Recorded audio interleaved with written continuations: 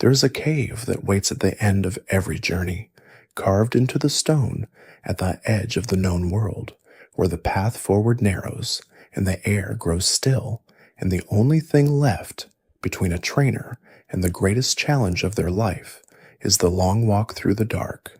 Every Pokémon game that has carried a Pokémon League has carried a road to reach it, and that road has a name known by every trainer who has ever held a cartridge in their hands and felt the quiet weight of anticipation before pressing forward. Before you drift any further, please consider subscribing to join the Cozy Club for more videos like this, and tell me where you're watching from tonight. These are the victory roads of every generation, the final passages, the stone corridors and mountain trails and ancient tunnels that have shaped the last hours of Pokémon journeys across decades of games. Each one is different. Each one carries its own design, its own puzzles, its own wild creatures and hidden items and wandering trainers who made it this far on their own paths. Some of them are enormous and maze-like, pressing a trainer to think carefully before moving a single step. Others are simpler, shorter, more forgiving in their construction. What they share is a feeling, a sense of threshold, a quiet understanding that the world of the game is about to change, that the road ahead leads to something singular and unrepeatable, and that the walk through stone and shadow is part of the transformation. The first Victory Road appeared in Pokémon Red and Blue, and it existed at a time when no one quite knew what a Victory Road needed to be. Game Freak had never built one before. There was no template, no previous version to look back on and improve. There was only the space on the cartridge and the idea that something should stand between the trainer and the Pokémon League, something that felt worthy of the moment. What they built was a cave spanning 3 floors, threaded through with boulders that could be pushed along the stone floor and set into switches that opened barriers blocking the path forward. The mechanic itself was not entirely new to the game. Trainers who had explored the Seafoam Islands, a separate and optional cavern tucked into the Southern Sea, had already encountered the idea of moving heavy objects to unlock passages. But Victory Road placed that mechanic in a context that felt purposeful, where the pushing of each boulder was connected to the forward movement of the story itself. The 3 floors were not simply stacked, one atop another, in a straight descent.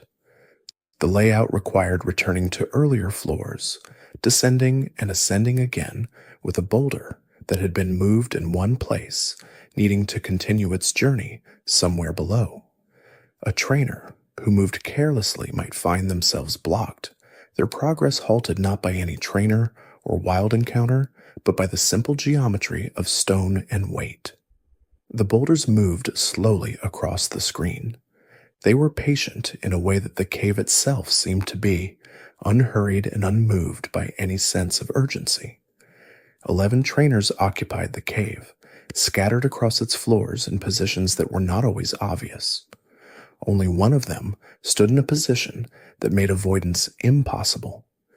The others could be passed without confrontation, though moving through certain corridors meant walking close enough to their line of sight that careful navigation was required. Among those 11 trainers, 2 stood apart from the rest. They were jugglers, performers who had turned to Pokémon battling, and they brought with them full teams of Psychic-type Pokémon.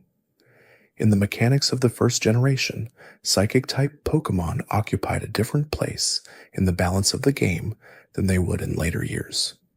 The special statistic had not yet been divided into special attack and special defense, meaning that a Pokémon with high special power benefited across both dimensions of that calculation. Bug-type moves, which should have been a counter, were too weak in their implementation to pose any real threat. Ghost-type moves, which should have provided another avenue of challenge, interacted with psychic types through a mechanical error that turned what should have been a weakness into an immunity. The 2 jugglers in Kanto's Victory Road were not simply present for atmosphere. They were genuinely capable of ending a careless trainer's progress. Deep within the second floor of the cave, in a branching passage that drew the eye toward it without forcing anyone to enter, a legendary Pokémon waited. Moltres, the Firebird, one of the 3 legendary birds scattered across the Kanto region, had made its home in Victory Road at level 50. For many trainers, this was a Pokémon that matched or exceeded the levels of their own team at that point in the journey. It required no detour beyond the normal traversal of the cave. It was simply there, waiting in its corner of the mountain, one of the most accessible legendary encounters the series had ever offered. The items hidden across the cave were modest by later standards, but meaningful within the constraints of what the first generation offered. Technical machines for sky attack and submission were tucked into corners, along with a rare candy and the restorative items that would come to define the standard Victory Road loot table across many games to follow. The cave asked something of the trainers who passed through it. It asked patience and attention, a willingness to think about the geometry of the boulders and the placement of the switches. For a first attempt at this specific kind of place, it was more considered than it might first appear. The second generation arrived with the Johto region, and with it came changes to Victory Road that shifted its character in ways both obvious and subtle. The cave itself sat in a different position relative to the journey. Before a trainer could even enter it, they had to pass through a gate on Route 26, where a single guardian stood watch, checking the 8 Johto badges before allowing passage forward. This gate was a quiet formality, a checkpoint rather than a challenge, but it gave the approach to the cave a different kind of weight. Inside, the cave was shorter than its Kanto predecessor. The boulders remained, still heavy and slow-moving, still requiring activation of floor switches to clear the path forward. But the space given to this iteration of Victory Road was smaller, more compressed, and the sense of maze-like complexity that had characterized the first cave was reduced. The critical path through the cave was more direct, the branching passages less numerous, the puzzles less demanding in their specific geometry. What changed the feeling of this Victory Road most significantly was the absence of trainers within the cave itself. The wandering trainers who had populated Kanto's version, the jugglers and the black belts, and the cool trainers who had filled the corridors with encounters and the possibility of surprise, were gone from the cave interior entirely.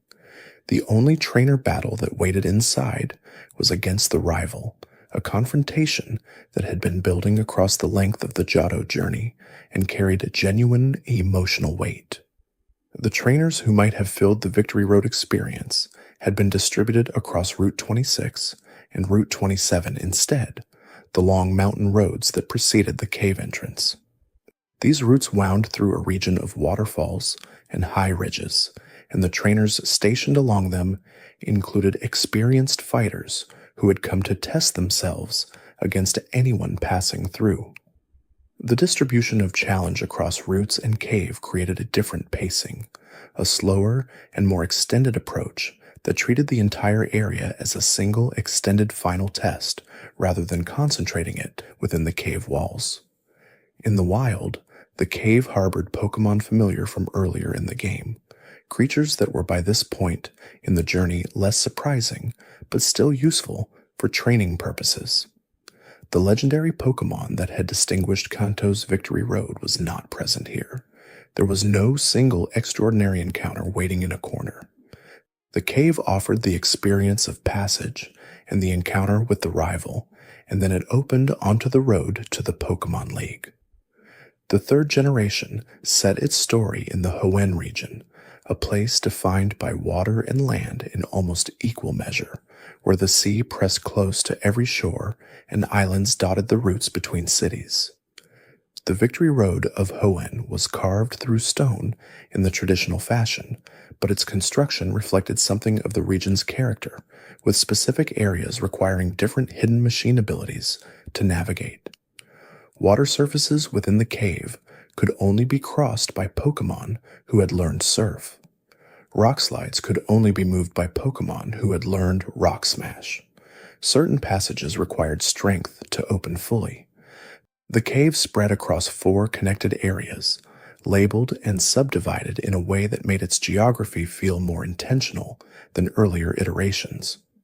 The puzzle mechanic of this generation involved not just boulders, but specific pressure plates, large stone circles set into the floor at precise points where boulders needed to rest in order to activate gates and clear the way. The arrangement of these plates required thinking ahead, considering not just where a boulder needed to end up, but the angles from which it could be approached, given the cave walls and the positions of other boulders nearby.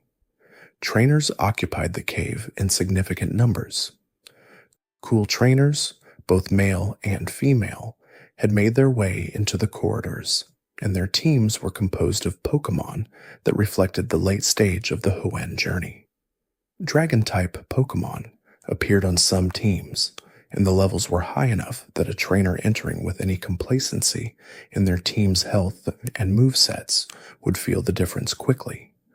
The wild Pokémon available in the cave included Golbat, which could evolve into Crobat with sufficient friendship, and Loudred, and later in the cave's deeper sections, Hariyama and others whose power made them relevant for the battles ahead. Hidden within the cave's geometry were items of real value, technical machines, rare berries, the kinds of things that rewarded exploration beyond the critical path. The cave was large enough that a trainer following only the route required to exit could miss a meaningful portion of what it contained, and the decision to go deeper into side passages had tangible benefits. The Hoenn Victory Road asked something of its trainers, without being punishing in the way that later difficulty spikes could feel. It was a place where preparation and attention both had clear rewards. The atmosphere of the cave was consistent with the mystery that had characterized much of Hoenn's hidden places. Stone chambers opened into wider rooms, and the light that filtered down from ceiling gaps created pockets of illumination in what was otherwise a shadowed passage. The wild encounter rate in the grass patches within the cave was high enough to feel present, to remind a trainer that the cave was inhabited and alive, that the creatures moving through the dark were part of the world rather than decorations. The 4th generation brought Pokémon to the Sinnoh region, a landscape defined by its ancient mythology and the presence of mountains that seemed to reach into a sky full of legend. The Victory Road of Sinnoh reflected its surroundings.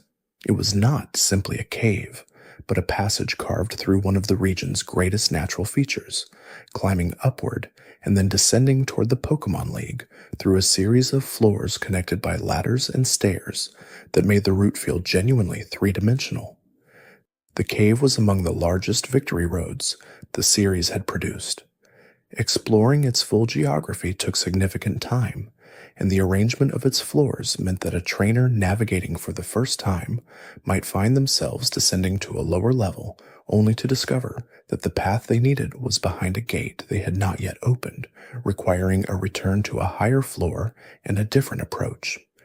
The deliberateness of this design, the way it required genuine spatial reasoning rather than simply following the path of least resistance, gave the cave a complexity that matched the scale of the journey that had preceded it. Rock climb was the hidden machine ability that defined this victory road most distinctly.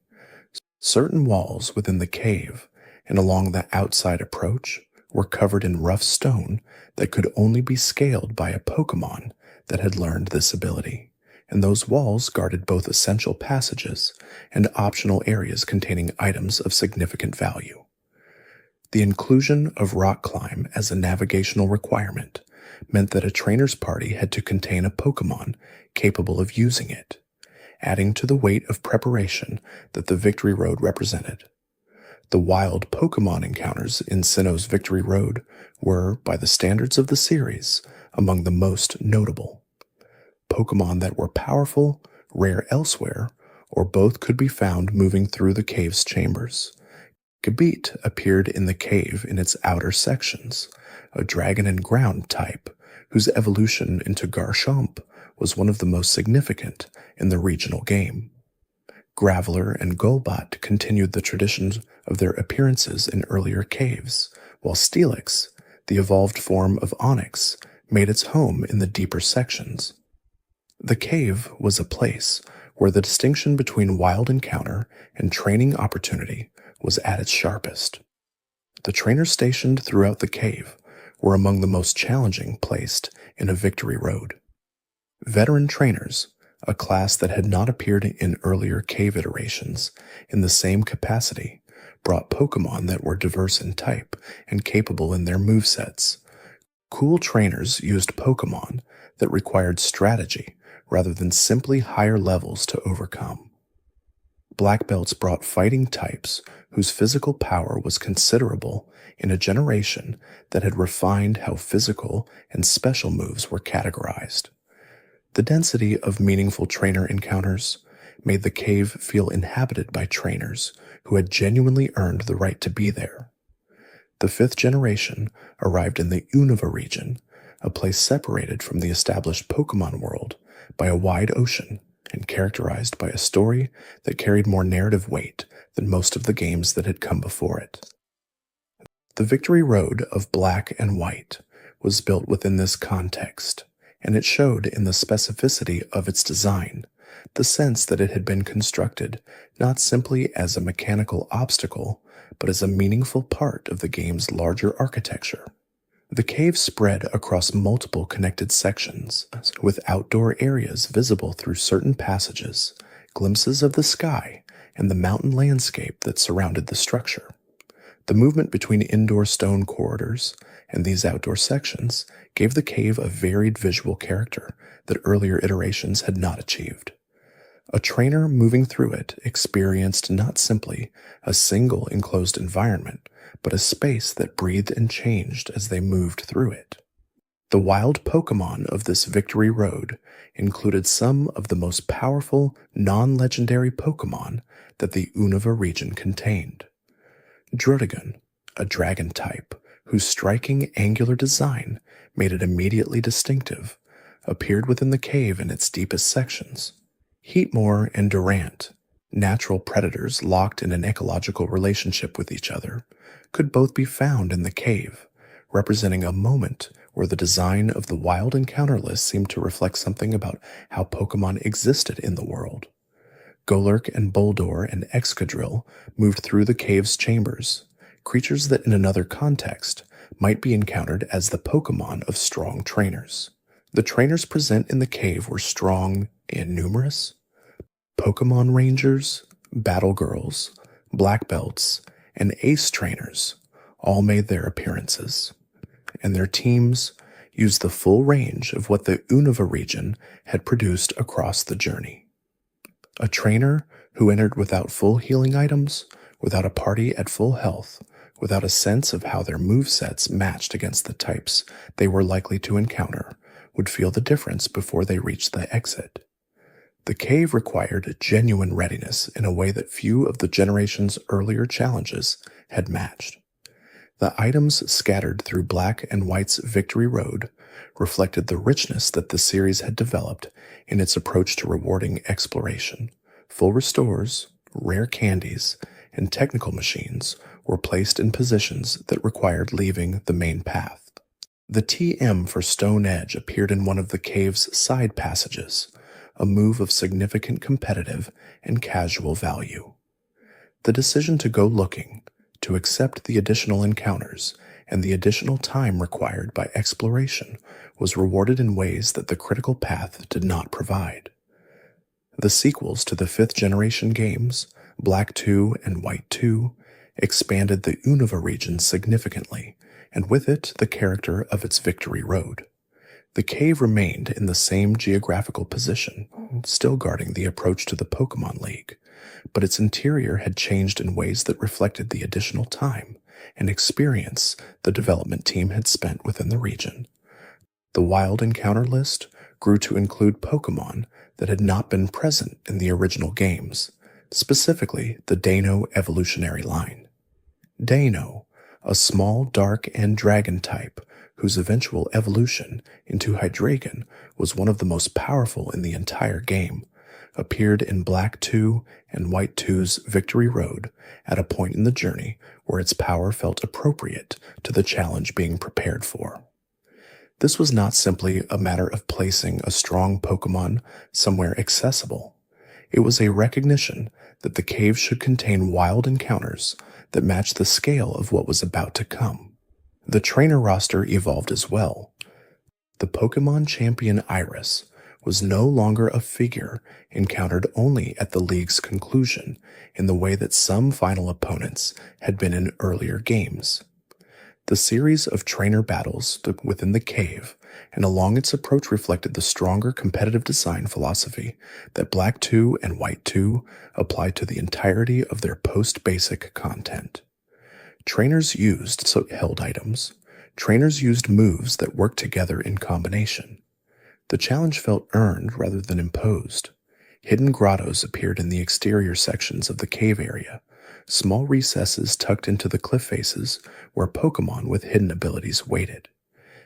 These hidden abilities were modifications of the normal ability system, replacing a Pokémon's standard ability with one that was rarer, often more interesting, and sometimes significantly more powerful in the context of competitive play. The presence of hidden grottos in the Victory Road area was a detail that rewarded players who knew to look for them and was invisible to those who did not. The 6th generation carried Pokémon into 3 dimensions for the first time in a mainline game, and the experience of navigating a Pokémon world in 3 dimensions was different from anything that had come before it. The Victory Road of Kalos, the new region modeled on France, attempted to carry the traditions of the cave format into this new visual language. What it achieved was a space that looked unlike previous iterations while maintaining a connection to what they had established. The cave was structured around a series of rooms rather than floors connected by ladders, and the transitions between them were handled differently than in the 2-dimensional games. The geometry of the space felt less like a maze and more like a series of chambers, each with its own character and its own set of decisions. Certain rooms required crossing ice surfaces that directed the trainer's movement involuntarily, continuing in a straight line until striking a wall, requiring careful planning of the route through the room before stepping onto the ice. The ice mechanic was not new to the series, but its placement in the Victory Road gave the puzzle solving a different texture than the boulder mechanics of earlier caves. The wild Pokémon of Kalos's Victory Road included the Geibel evolutionary line, making another appearance as the dragon encounter of a Victory Road cave. Lickitung appeared in the cave, a Pokémon not commonly encountered in the region, and Honor and Druddigon rounded out a list that had several noteworthy entries. The presence of Noibat deep within the cave, the small dragon and flying type that had been introduced in the 6th generation itself, gave the cave a creature that felt indigenous to the space. The trainers stationed through the cave used teams that reflected the expanded moveset and type interactions that later generations had developed. Veteran trainers brought mature and well-organized rosters. Dragon tamers appeared with their appropriately named specialization, trainers whose Pokémon selection centered on the dragon typing that had become increasingly central to the late-game challenges of successive generations. The cave was not without challenge, but the 3-dimensional format introduced a kind of navigability that reduced some of the disorientation that maze-like 2-dimensional caves could produce. Omega Ruby and Alpha Sapphire returned to the Hoenn region with the full capabilities of the 6th generation hardware applied to a story and geography that had originally been presented on a system with far more modest capabilities. The Victory Road of these remakes occupied the same mountain as its predecessor, but was built in 3 dimensions, and the comparison between the 2 versions offered a clear demonstration of what the transition between formats had changed and what it had preserved. The cave's essential structure remained. The boulder puzzles were still present, still requiring careful positioning of heavy stones into specific floor plates in order to unlock gates and clear the path forward. The wild Pokémon of the cave included familiar faces from the original game, with the type distribution and level range adjusted to reflect the position in the journey. The trainers carried teams that had been updated to include Mega Evolutions, the 6th generation mechanic that allowed certain Pokémon to transform during battle into temporarily more powerful forms. The outdoor sections of the cave, visible through passages and walkable as literal exterior areas rather than simply background elements, were more fully realized in the remake than they had been in the original. The distant horizon of the Hoenn landscape was visible from certain vantage points, a reminder that the cave sat within a larger world that was still present beyond its stone walls. This sense of geography, of being able to look out and see the scale of the region, gave the remake's Victory Road a visual context that the original, limited by hardware, could only suggest. The hidden machine requirement of the cave remained, with surf and strength still needed to access certain areas.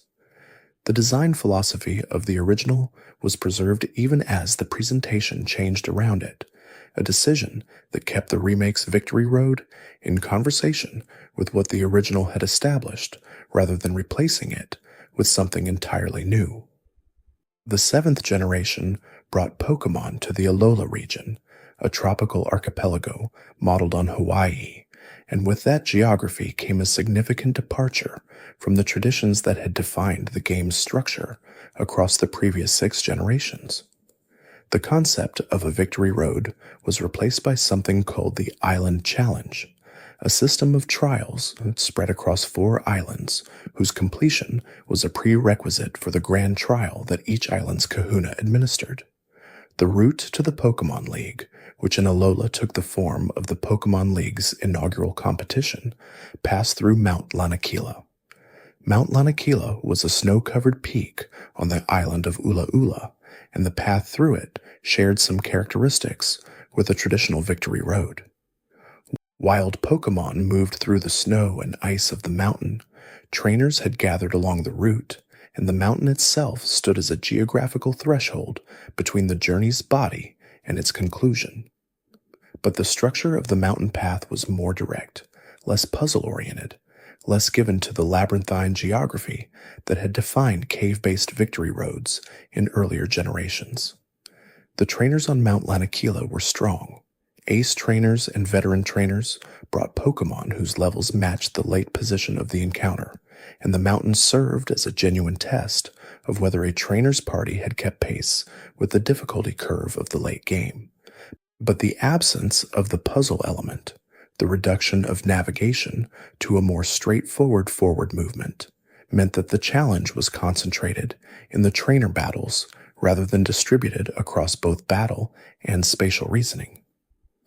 Alola introduced a new category of encounter in the form of Ultra Beasts, extra-dimensional entities whose relationship to Pokémon was complex and whose power exceeded that of most creatures in the game. The presence of Necrozma, a legendary Pokémon with connections to the mythology of light and darkness that ran through Alola's story, gave the approach to the Pokémon League a narrative weight that compensated for some of what the mountain path lacked in structural complexity. The legendary encounter was not within the mountain in the way that Moltres had been within Kanto's cave, but it was adjacent to the experience of passing through it. Ultra Sun and Ultra Moon, the expanded versions of the 7th generation games, modified certain aspects of the Alola experience while preserving the essential structure of Mount Lanakila and the approach to the Pokémon League. The additional story content involving Necrozma and the Ultra Recon Squad gave the legendary encounter more context and more narrative stakes, and the changes to certain trainer rosters and wild encounter lists provided a different experience for players who had already navigated the original versions. The 8th generation moved the story to the Galar region, a landscape modeled on Great Britain with a mythology centered on ancient Pokémon whose power had shaped the history of the land. The structure of the Galar game was different from previous generations in a specific way that affected how the approach to the final challenge was experienced. Rather than a Pokémon League structured around 4 elite trainers and a champion, Galar used a tournament format, an annual competition called the Champion Cup, in which trainers participated in a series of bracketed matches to determine who would face the reigning champion. This structural change meant that a traditional Victory Road, a cave or passage leading directly to the League building, did not fit naturally into the experience.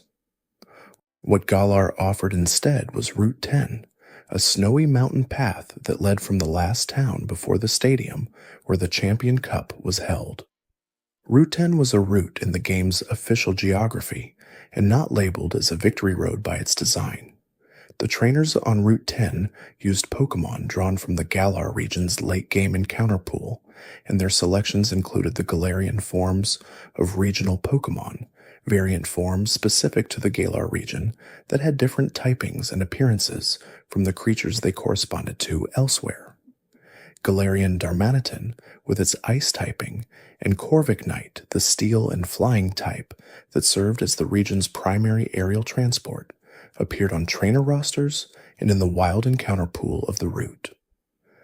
The wild Pokémon available on Route 10 were strong enough to be meaningful for a trainer who chose to catch them at that stage of the journey. Galarian Mr. Mime and Delibird and the ice-type creatures of the northern Galar Mountain provided a wild pool that felt appropriate to the threshold position of the route. But the absence of any puzzle mechanic, the straightforward linear nature of the path, and the ability to return to a Pokémon Center without losing any progress made the route feel fundamentally different from the Victory Roads that had defined the series for its first several generations. The 9th generation arrived with Pokémon Scarlet and Violet and brought with it the most significant structural change to the Pokémon game format since the series had introduced online features in the 4th generation. The Paldea region was an open world, a geographical space that a trainer could move through in any direction from nearly the beginning of the game without the linear progression between towns and gyms and caves that had organized all previous entries. 3 separate narrative paths could be pursued simultaneously, each with its own final challenge and its own thematic content. One of those 3 paths was called the Victory Road path, and it involved challenging 8 gym leaders spread across the open world and ultimately competing in the champion assessment. This assessment was not a physical passage through a cave or a mountain. It was a structured interview and practical examination conducted within the Pokémon League building. A test of knowledge and demonstrated ability that was framed as a formal qualification process rather than a last physical obstacle. The champion assessment required a trainer to demonstrate knowledge about Pokémon, to answer questions about their characteristics and histories and the world they inhabited. It then required a series of battles against experienced trainers within the League building itself. The building was elaborate, and its design reflected the traditions of tournament architecture, with crowds and spectators and the weight of an audience that watched what was happening. But it was not a cave. It was not a mountain passage. It was not a corridor through the dark toward the light on the other side. The open-world format of Scarlet and Violet made the absence of a traditional Victory Road genuinely understandable in terms of game design.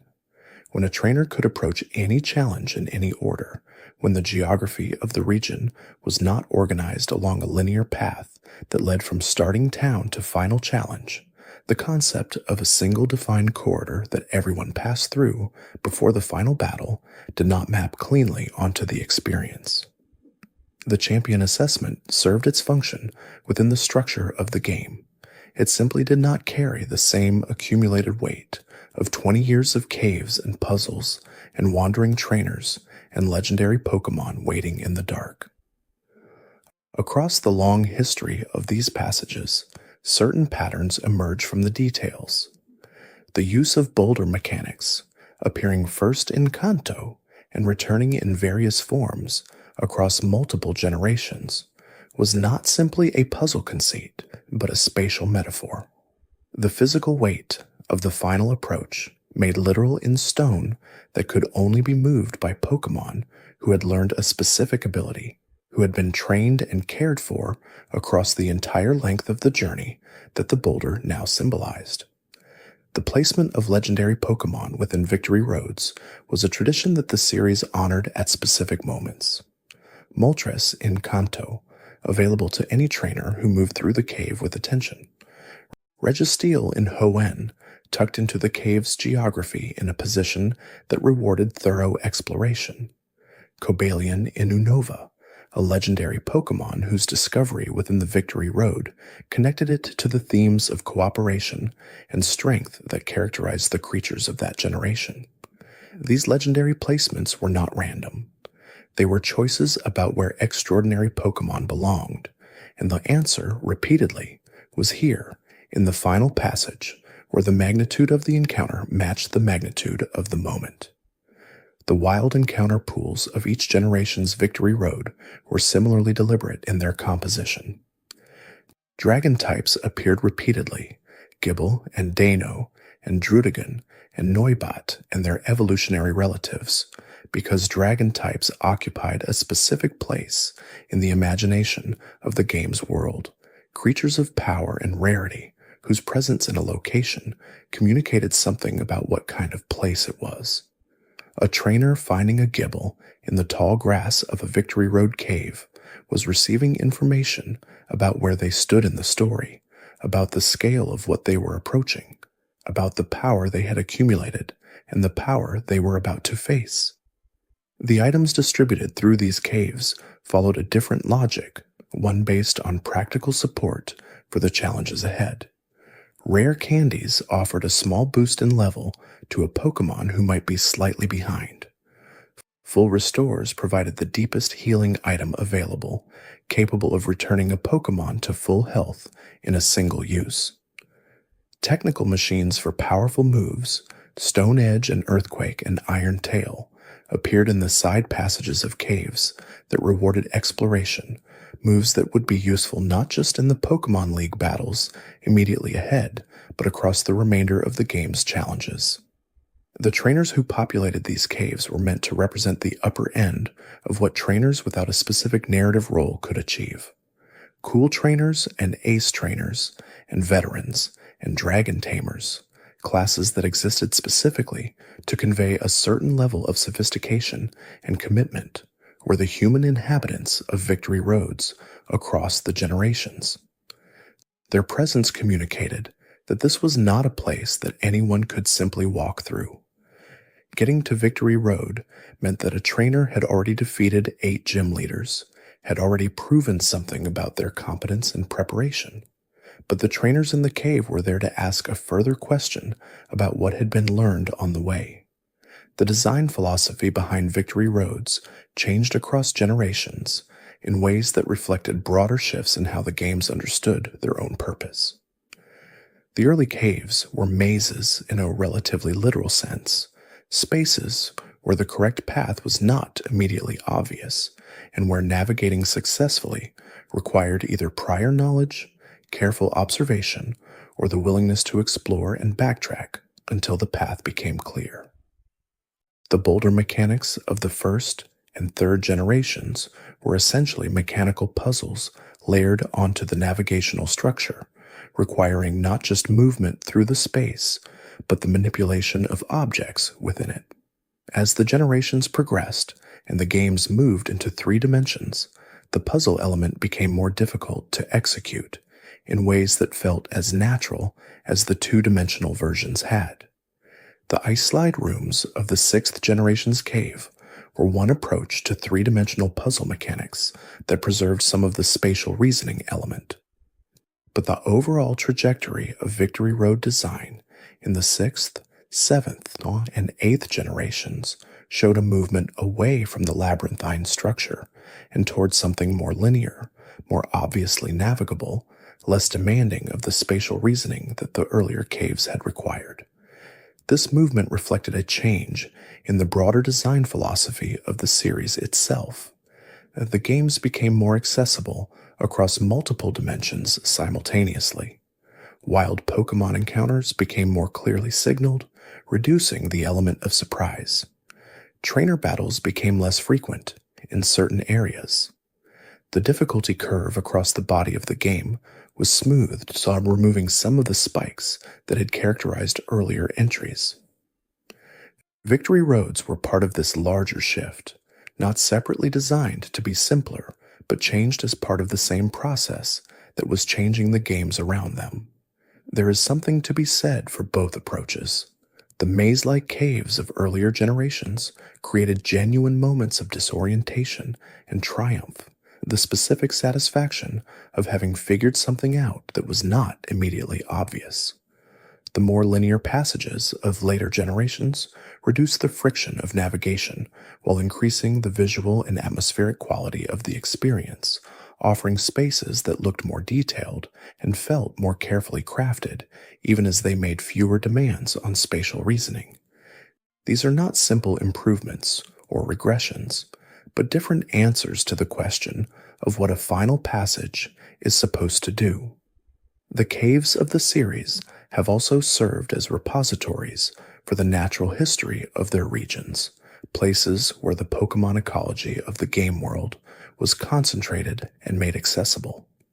Victory Roads were not simply corridors between the journey and its conclusion. They were habitats, places where specific Pokémon had chosen to live or had found themselves living because the conditions of the cave, the darkness, the stone, the proximity to the mountain's natural power, suited them in some way. Golbat, the evolved form of Zubat, appeared in almost every Victory Road across the series, its high encounter rate making it a persistent companion of the late-game cave experience. Golbat's presence was not simply a design choice about difficulty or encounter frequency. It was a statement about what kind of creature Golbat was, where it lived, what kind of environment suited a Pokémon that hunted in darkness and navigated by sound. Victory Roads were Golbat territory, and a trainer moving through one was moving through a space that belonged to something else. The Geodude line, Geodude and Graveler, appeared similarly across many iterations of the Victory Road cave, creatures of stone who were as much a part of the cave's architecture as the walls around them. Onyx and its evolved form, Steelix, inhabited specific versions of the cave, enormous creatures whose presence in the narrow corridors of a mountain passage created encounters that felt consequential simply by virtue of scale. These were not small creatures hiding in the grass. They were large enough to fill the space they occupied, and encountering them in a Victory Road had a different texture than encountering them in an earlier cave where the stakes had been lower. The dragon types that appeared in Victory Roads across several generations represented a different kind of ecological statement. Dragons were rare. They were powerful. Their presence in a cave communicated that the cave was extraordinary, that it sat in a part of the world where extraordinary things had chosen to make their home. A Gabbit in Sinnoh's cave, a Dano in Unova's cave, a Geibel in Kalos's cave. These were not simply high-level encounters. They were claims about what kind of place the Victory Road was, about the power concentrated in the mountain that stood between a trainer and the Pokémon League. The sound of these caves was part of their character in ways that became more pronounced as the hardware evolved. The early games communicated the underground environment primarily through visual means, dark palettes and stone textures, and the movement of wild Pokémon across the screen.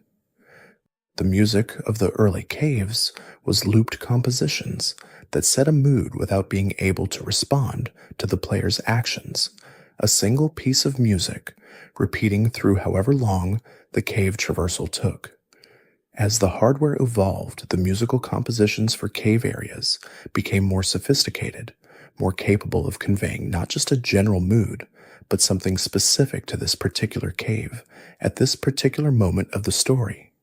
Victory Road music across the generations ranged from tense and urgent to slow and contemplative, from music that pushed the player forward to music that encouraged them to move carefully and look at what was around them.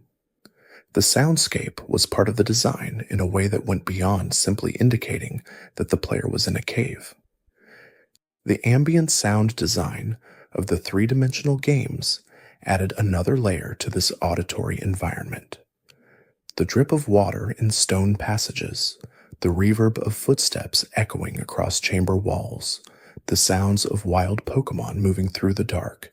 These details were not strictly necessary for the mechanical function of the cave, but contributed to the sense that the space was real, that it had physical properties that extended beyond the visible elements on the screen.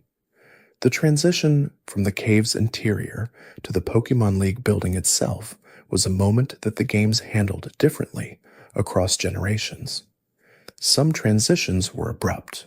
A final corridor of cave followed immediately by the architecture of the League building. Others were more gradual, with outdoor sections and scenic approaches that gave the player time to register what they were approaching.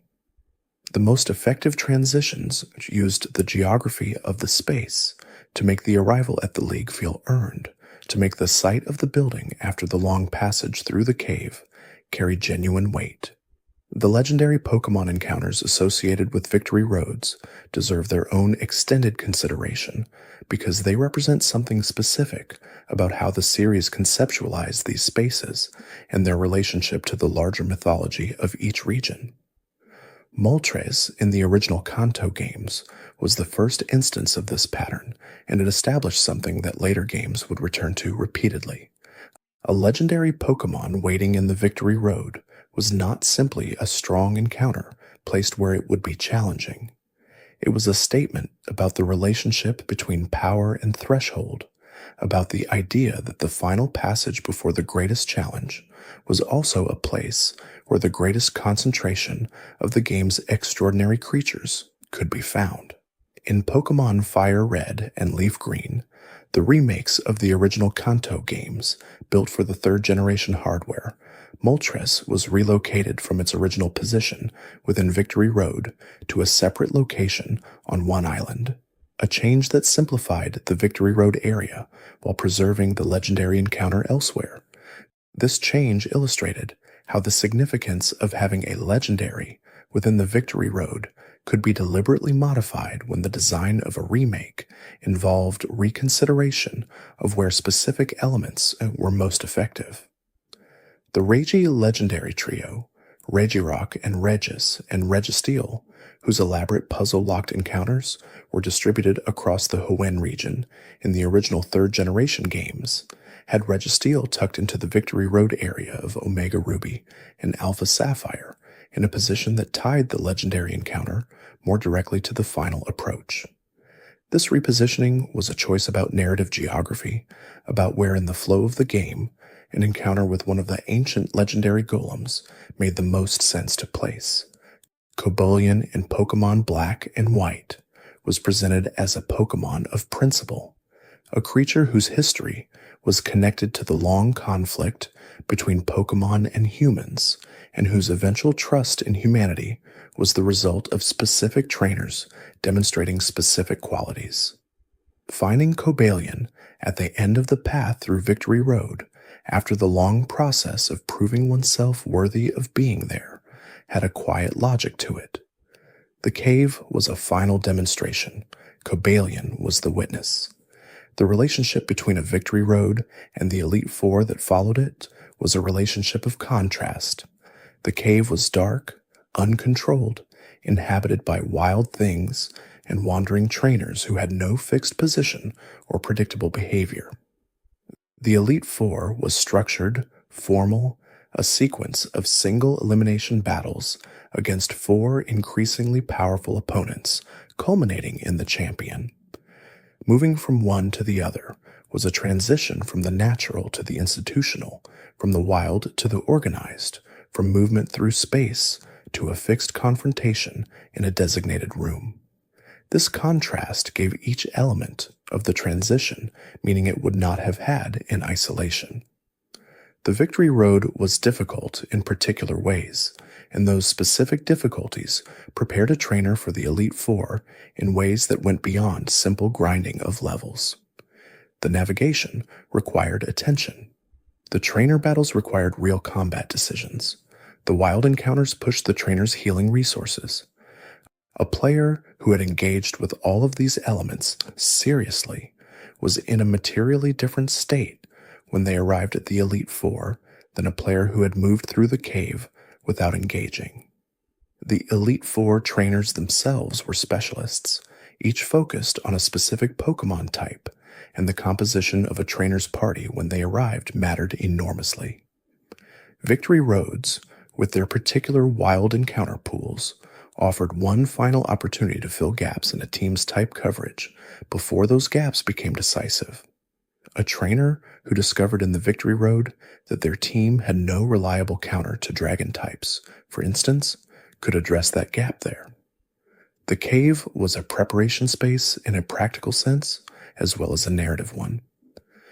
The champion who waited at the end of the Elite Four sequence had a team that was different in kind from the Elite Four trainers, a diverse selection of Pokémon without a single type specialization, chosen to represent what a complete and rounded team looked like when it was assembled by someone who had thought carefully about coverage and synergy.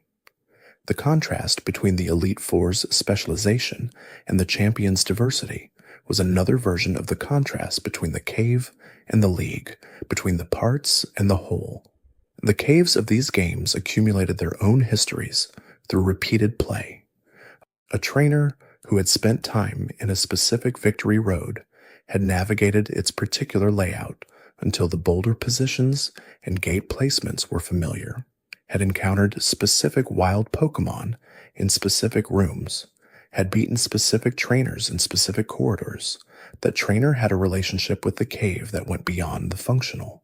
The cave was a place that had been experienced, that carried the memory of previous visits.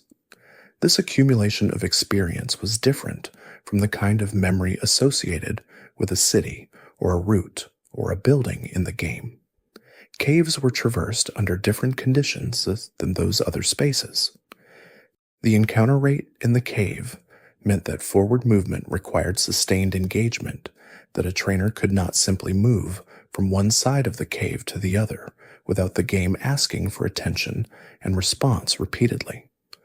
The cave demanded presence in a specific way that made it more memorable than spaces that could be traversed more quickly. The Victory Road caves, in particular, accumulated significance through the structure of the game around them. A trainer reached the Victory Road after the 8th gym, after the discovery of whatever legendary Pokémon was central to the region's story, after whatever climactic confrontation the game had structured as its narrative turning point. Arriving at the cave's entrance with all of that behind them gave the experience of walking into the darkness a particular weight that could not be separated from everything that had preceded it. This is why the removal of Victory Road as a formal element of the game's structure, while understandable from certain design perspectives in the context where it happened, created a noticeable absence, not simply the absence of a cave or a puzzle or a set of trainer battles, but the absence of a specific kind of threshold, a specific kind of darkness through which the journey had to pass before it could conclude. The games that replaced Victory Road with something else were working with the same underlying design problem, the problem of how to make the final approach to the final challenge feel appropriate to the scale of what was being concluded, and they solved it in ways that were sometimes effective and sometimes not, but never identical to what the cave had provided. The Pokémon that a trainer carried through a Victory Road were the Pokémon of the journey. They were the team that had been assembled across the entire game, chosen from encounters in early routes and late caves, trained across dozens of battles, evolved through accumulated experience or specific items or the development of friendship over time. The Victory Road was the last place that Team would exist in its current form before the final battle, and a trainer's awareness of this, however unconscious, shaped the experience of moving through the cave. The specific capabilities of a team mattered in the Victory Road in ways they had not necessarily mattered since the early sections of the game. In the middle sections of most Pokémon games, a trainer who was behind in levels could grind, could battle trainers and wild Pokémon until the gap closed, could correct errors in team composition by catching new Pokémon and switching them in. The Victory Road was close enough to the final challenge that these corrections were possible but urgent, and the cave itself provided the opportunity for them in the form of strong, wild Pokémon and strong trainer battles. The experience of training a Pokémon to a higher level within the Victory Road had a specific texture. The cave was the last place in the game that offered wild encounters of appropriate difficulty before the final sequence of battles, the last place where earning experience points from wild encounters still served the primary purpose of the journey. After the Elite Four and the Champion, the game would enter a different phase, where training was oriented toward different goals, and the main story was behind the player. The Victory Road was the last moment of the journey that was still oriented forward, still building toward something, still accumulating toward a conclusion. The Pokémon that evolved during the Victory Road traversal were completing their own transformations at exactly the right moment. An Eevee evolving into Vaporeon in the cave's water sections, a Graveler evolving into Golem through a specific item, a Golbat evolving into Crobat after its friendship had grown high enough through care across the entire journey. These evolutions in the Victory Road had a rightness to them, a sense of timing that felt appropriate to the threshold nature of the space. The maps of these caves were often not provided automatically. In the games where a Pokétown existed that could be visited within the cave, a certain explorer or researcher might provide an incomplete map that suggested the cave's structure without revealing it entirely. In other games, no map was available at all, and the navigation required building a mental model of the cave from direct exploration. This absence of a provided map was a design choice that emphasized the disorientation of the cave space and the requirement that the trainer develop their own understanding of it through experience. In the era of the internet, walkthroughs and maps of every Victory Road were available to anyone who wanted them, and the question of whether a trainer used such a guide was a personal one that each player answered for themselves. The existence of guides did not change what the cave contained or what it asked of those who moved through it, but it changed the experience significantly, depending on whether the trainer navigated independently or followed external instructions. The caves were designed for a version of play that assumed the trainer was working from direct experience alone, and they rewarded that mode of play with a specific kind of understanding. The design of the caves also rewarded exploration that went beyond the critical path. A trainer who followed only the route required to exit the cave would miss items, miss wild encounters with Pokémon available nowhere else in the game, miss trainer battles that were optional but meaningful for the experience or item they provided.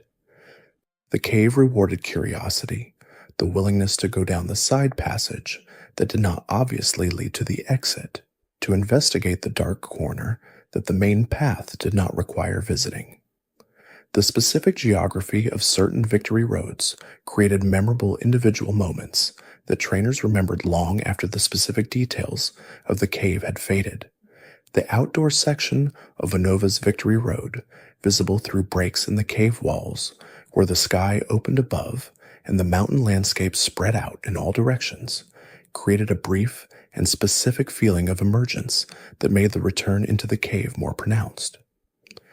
The ice surfaces of certain cave areas created slides that carried the trainer involuntarily past landmarks and across spaces that felt different from deliberately walked terrain. The boulder rooms that required pushing heavy stones up slopes and around corners created specific micro-challenges that were remembered not as obstacles, but as puzzles that had been solved. These individual moments accumulated into a composite memory of the cave experience that was distinct for each game. The specific way that Sinnoh's Victory Road connected its outdoor areas to its interior chambers, using rock climb walls to create vertical movement through the space, was different from the way that Hoenn's cave used water surfaces and boulder puzzles to create a more horizontal complexity. Each cave had its own personality, its own spatial logic, and trainers who had played multiple games in the series carried a kind of library of cave experiences that informed how they approached each new iteration. The final exit from each cave was a transition that each game handled differently. Some caves opened directly onto the plateau or road where the Pokémon League building sat, the transition from darkness to open air, immediate and complete. Others moved through a series of smaller chambers before the final opening, building the sense of approach gradually. A few used the cave's external architecture to create a visual landmark, a recognizable feature that could be identified on the regional map and associated with the specific experience of having passed through. The cultural significance of Victory Road within the Pokémon fan community extended beyond the games themselves. The idea of a final passage through difficult terrain, a cave that stood between a trainer and the summit of their journey, was simple and resonant enough to travel easily into other contexts.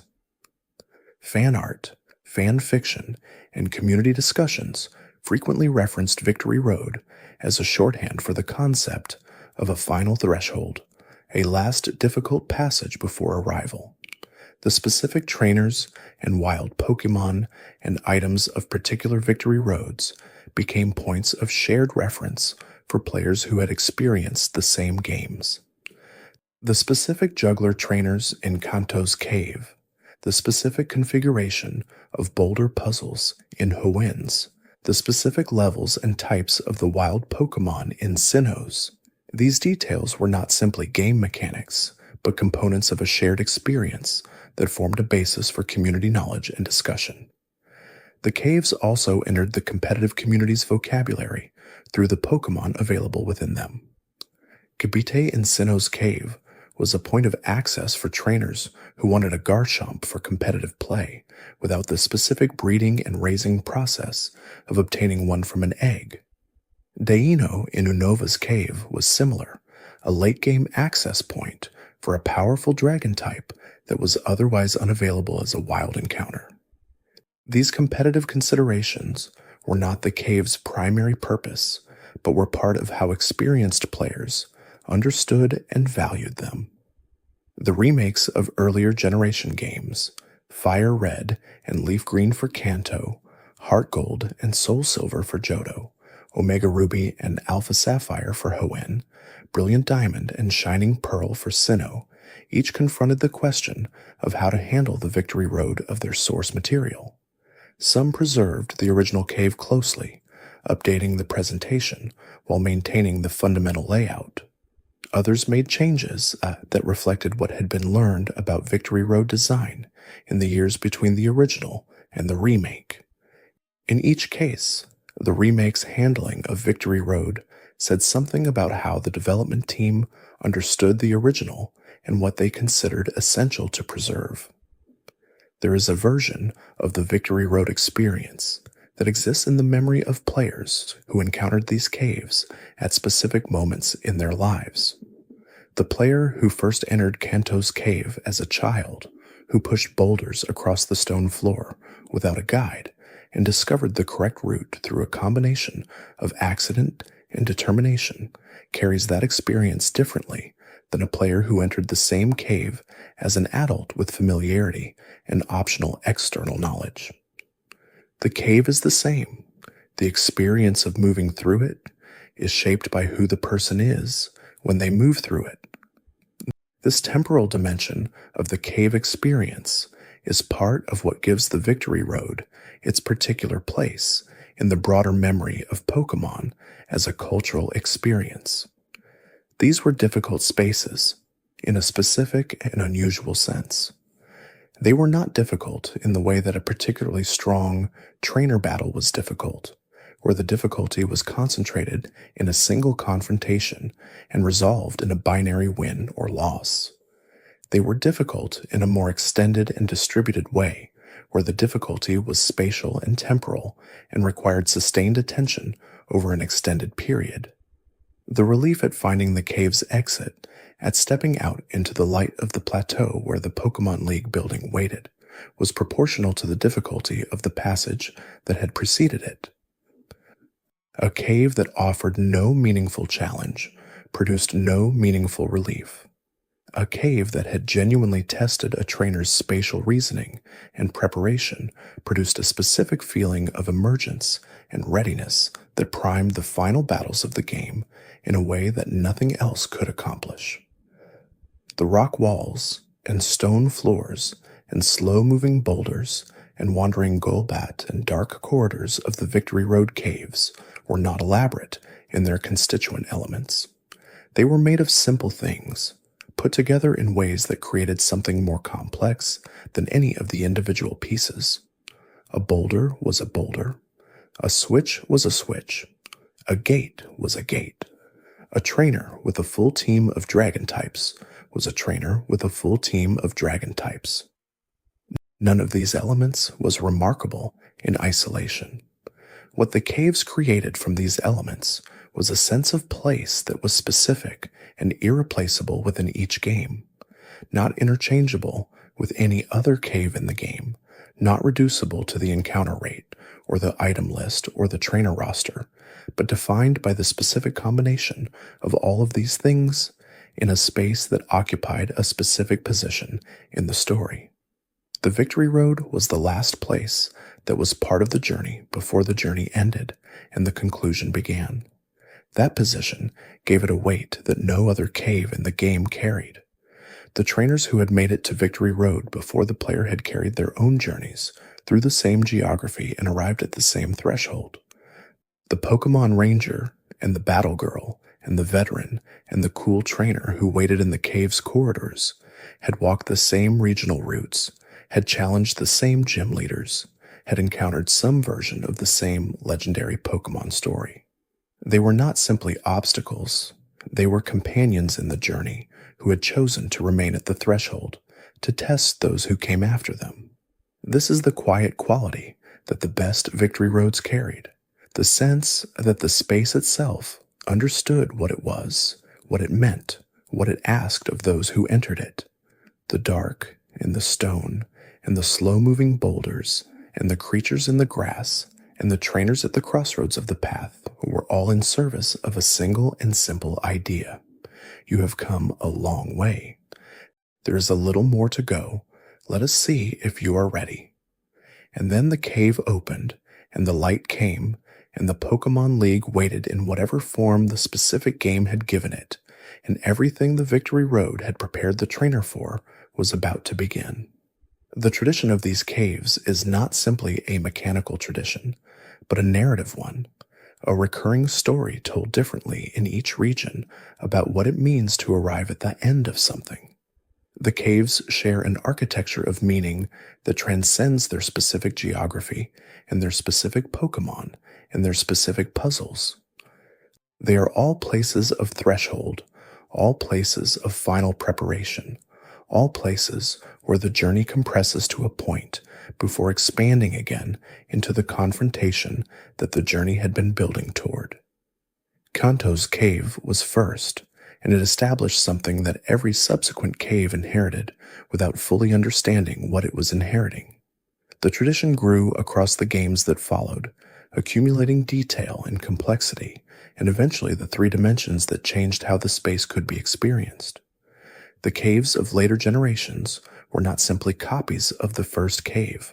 They were responses to it, conversations with it, attempts to understand and extend what it had accomplished. And when the series moved into formats where a traditional cave no longer fit, the absence of the cave was itself a statement about what the cave had been. The games that replaced Victory Road with something else were acknowledging that the cave had done a specific thing, that the replacement needed to do the same thing in a different way, and that this was harder than it might appear from the outside. The long history of these caves is the history of a design problem that was solved well, and then solved differently, and then solved with varying degrees of success. As the series evolved, the problem was always the same. There is a journey, the journey is ending. What is the last thing that the journey asks of the person taking it before it is over and the conclusion has arrived and the credits have rolled and the game has been beaten and set aside and remembered? The caves answered this question in stone and dark and slow-moving boulders and wandering golbat and dragon types in the tall grass and legendary birds in the side passages and the long walk through the mountain toward the light that waited at the other end. They answered it in the specific way that places answer questions, by simply being what they were, by creating an experience rather than stating a concept. Every Victory Road is an answer to the same question, and every answer is different, and every answer is the same. The mountain is here, the passage through it is here, the light at the end is here, and the trainer who walks through the dark toward that light is here too, changed by the walking, ready for what is waiting, arrived at the conclusion of the journey through all of the stone and shadow that had to be passed through first. The hidden machine system that governed access to certain areas of the Victory Road deserves its own extended reflection, because the system was not simply a gate that restricted movement, but a philosophy about what a journey was supposed to accumulate. Hidden machines were moves that a Pokémon could learn, but that, unlike technical machines, which broke after use in the earlier games, could be used repeatedly without being consumed. More significantly, hidden machines could be used in the field, outside of battle, to interact with the environment in specific ways. Surf allowed movement across water. Strength allowed the pushing of boulders. Rock Smash allowed the breaking of crumbling rocks that blocked passages. Rock Climb allowed ascent and descent along specific rough stone surfaces. The requirement to have a Pokémon in the party capable of using these moves was a form of preparation gate, a filter that ensured a trainer arriving at the Victory Road had accumulated something specific across the journey. A trainer needed at least one Pokémon who had learned Surf to cross any water surface in the cave. A trainer needed Strength to push any boulder. The presence of these requirements in the Victory Road was a reminder that the journey had been about building something, that the team a trainer carried into the cave was the product of decisions made across the entire game. The hidden machine system had critics even within the era when it was dominant. A Pokémon slot dedicated to a hidden machine user was a slot not available for a Pokémon chosen for combat effectiveness. A Pokémon who had learned multiple hidden machines to serve as the team's field utility provider might be strong in terms of the abilities it could use in the world, but might not be the most effective choice for the Elite Four battles that waited on the other side of the cave. This tension between field utility and combat effectiveness was built into the design of the system and created genuine decisions that trainers had to make. The Victory Roads that required hidden machine usage made this tension most acute. Hoenn's Cave required Surf and Strength as minimum requirements, with Rock Smash and Flash useful in other areas of the cave. Sinnoh's Cave required Rock Climb for specific passages. Unova's Cave required Flash in certain dark sections and Strength for the boulder rooms. Each of these requirements was a test not just of whether the trainer had the hidden machine, but of whether they had thought about the field demands of the final cave when assembling their team. The removal of the hidden machine system from the series in later generations changed what Victory Roads asked of trainers in a specific way. The freedom to choose party members without any slot being dedicated to field utility use was a genuine gain in certain respects. But it removed a specific kind of preparation test that had been embedded in the earlier caves, a test that asked whether a trainer had thought not just about combat, but about navigation and the specific capabilities required to move through a particular environment. The Pokédex entries associated with the wild Pokémon found in Victory Roads occasionally offered information that made the encounter more than simply a mechanical interaction. A Dratini in Kanto's cave might have a Pokédex entry describing it as a rare creature that had shed its skin countless times over its long life, accumulating power through each transformation. A Garchomp's entry might describe it moving at the speed of a fighter jet through the sky, hunting prey with a precision that made it one of the most effective aerial predators in the Pokémon world. These entries were available on the device carried by every trainer throughout their journey, and consulting them in the Victory Road in the moments between encounters placed the wild creatures of the cave in a different context. The Pokémon in the Victory Road were not simply encounters with a certain level and a certain type. They were creatures with histories and characteristics and relationships to their environments that the Pokédex documented in the specific and slightly improbable way that Pokédex entries had always worked. The information was not always consistent across entries from different games or different generations. A creature's height or weight might vary between entries. The descriptions of behavior and ecology sometimes contradicted each other across iterations, but within the context of a single game, the entries created a texture of specificity around the creatures of the cave that made the space feel inhabited rather than simply populated.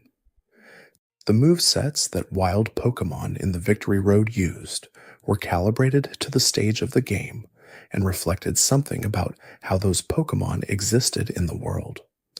A Golbat that knew Confuse Ray and Air Slash was a more sophisticated opponent than a Zubat that knew Supersonic and Leech Life, not because the numbers were larger, but because the behavior was more considered. The wild Pokémon of the Victory Road were not simply encounters to be resolved. They were the creatures of the mountain, moving through their own territory, and the trainer was the intruder. The rival character in most Pokémon games made their final appearance before the Pokémon League, within or near the Victory Road. This placement was not coincidental. The rival had been a presence across the entire journey, appearing at the intervals to challenge, and sometimes to be challenged, accumulating their own team and their own experience in parallel with the player's progression.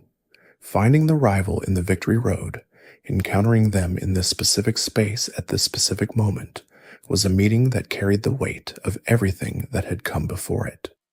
The rival battle in the Victory Road was different in kind from other rival battles in the game. Earlier encounters with the rival had a provisional quality, a sense that both parties were still becoming who they were going to be when the journey was complete. The Victory Road encounter happened when both were near the end of the journey, when the teams had been mostly finalized, when the rivalry had run most of its course. It was not the last encounter with the rival, since the rival typically appeared again in the Elite Four or as a champion in certain games, but it was the last encounter in the wild space of the journey before the structured confrontation of the League. The emotional register of these rival battles varied significantly across games. Some rivals were genuinely difficult opponents whose teams posed real challenges and whose defeat produced a genuine feeling of having overcome something significant. Others were more straightforwardly supportive characters whose appearance in the Victory Road served as a narrative beat more than a mechanical challenge. The games in which the rival battle in the Victory Road was both narratively meaningful and mechanically demanding were the games in which the Victory Road felt most like a complete experience, where every element was contributing to the same coherent purpose. The specific dialogue of rival encounters in the Victory Road was among the more memorable writing in each game, because the moment itself was exceptional enough to warrant it. A rival's comment on what the journey had been, on what the trainer ahead of them had accomplished, on what they themselves were still trying to understand about their own path, was given a different weight in the Victory Road than the same kind of comment would have had earlier in the game. The cave was a place where things could be said that the outdoor routes in the city streets and the gym quarters had not been appropriate places for. The final floor of each Victory Road cave had its own specific quality that distinguished it from the floors or sections that had preceded it. In caves structured with multiple floors connected by ladders and stairs, the final floor before the exit was typically the largest or the most open, the section where the accumulated complexity of the cave had been resolved into a final traversal before the light. The final floor was not usually the location of the last puzzle or the most difficult trainer, because placing the highest concentration of challenge at the very end would disrupt the sense of conclusion that the final section was supposed to produce. The architecture of the final section of most Victory Roads moved toward openness rather than constriction. Earlier sections might have been narrow corridors with many choices, spaces where the next step was not always obvious. The final section typically widened, became more navigable, moved in a direction that was clearer and more deliberate. This architectural shift was not an accident. It was a reflection of what the cave was doing at that point in the experience, building toward an exit rather than building toward further complexity. The exit itself was in most games a transition rather than a door, an opening in the cave wall or ceiling through which the outside became visible gradually rather than all at once. The approach to the exit involved seeing more of the outside light as the trainer moved forward, a gradual brightening that stood in direct contrast to the darkness of the cave's interior. This brightening was the cave's final communication, its last act of design before releasing the trainer into the space where the Pokémon League waited. The regional Pokédexes that each game presented as the primary record of a trainer's encounters with the world's creatures had their own relationship to the Victory Road. The wild Pokémon of the cave were in most games among the last entries that could be completed through simple wild encounters rather than requiring trades or special events. A trainer who had been methodically completing their Pokédex might use the Victory Road as one final opportunity to fill in gaps, to find and capture creatures that had not been encountered elsewhere on the regional routes. The Pokédex completion experience in the Victory Road had a specific quality because the stakes of the encounters were higher than they had been in earlier areas. A wild Pokémon at level 40 or 45, the levels typical of the cave's population, was capable of inflicting significant damage before being caught, and the process of weakening it enough to capture it without knocking it out required more care than the same process had required at lower levels earlier in the game. The caves tested the skill of Pokémon capture in a way that earlier environments had not. Specific Pokémon that could only be caught in Victory Roads appeared in multiple generations, making the cave the sole location in a given game where those creatures were available. A trainer who ignored the cave entirely, who used an external guide to navigate the shortest possible path to the exit, might emerge from the Victory Road without having encountered these exclusive creatures. The completionist dimension of the cave was always in tension with the efficiency of simply getting through it, and the resolution of that tension was different for every trainer who entered. The friend Safari mechanic, introduced in the 6th generation, while not directly connected to Victory Road, changed how certain late-game Pokémon could be obtained and affected the strategic relationship between Victory Road and post-game completion. The expansion of ways to obtain rare Pokémon outside of their traditional single location Encounters changed what the Victory Road meant as a place of exclusive access. But within the context of first-time playthroughs, before post-game alternatives were available, the cave retained its identity as the place where specific creatures could be found. The boss Pokémon mechanic that appeared in specific Victory Road sections across certain games added a dimension to the cave experience that wild encounters and trainer battles did not cover. In the 7th generation's approach to challenging encounters, through totems and through specific narrative-connected Pokémon, the idea of a structured, challenging encounter that was not a trainer battle had been explored. The application of similar concepts to the final cave area in games where it appeared gave the cave a specific high point of mechanical challenge that was distinct from the linear accumulation of trainer battles. The legendary Pokémon encounters that served this function in certain Victory Roads were not quite the same as boss encounters in the traditional sense, because they were catchable and because success in the encounter was measured not by defeat, but by the successful capture of a Pokémon that could then become part of the team. The process of catching a legendary in the Victory Road was itself a kind of mini-challenge within the larger challenge of the cave, requiring careful attention to the legendary's remaining health and the selection of the correct Pokéball type and the management of the trainer's own party health simultaneously. The preparation required for these encounters added a specific consideration to the Victory Road experience. A trainer who entered without having saved enough Pokéballs of sufficient quality might find themselves in the situation of having weakened a legendary Pokémon enough to be catchable, but lacking the means to capture it effectively. The Victory Road was the last point before the Pokémon League, where access to the game's shop was possible without backtracking significantly, and the decision about how many items to purchase before entering was part of the preparation that the cave asked for. The color palettes of the Victory Road caves reflected the visual design philosophies of the hardware generations that produced them. The earliest caves were rendered in the limited grayscale of the first generation hardware, dark backgrounds with lighter elements suggesting stone walls and floor tiles and the small sprites of Pokémon and items. The addition of color in the second generation gave the caves a different visual character, even when the layouts were relatively simple, allowing the distinction between ground and wall and ceiling to be communicated through color in ways that the grayscale generation had communicated through pattern and contrast alone. The third generation's hardware allowed for more detailed backgrounds, more complex sprite work, and the use of color in a more nuanced way that could suggest texture and depth within the limitations of the two-dimensional format. The stone walls of Hoenn's Victory Road looked more stone-like than their predecessors had.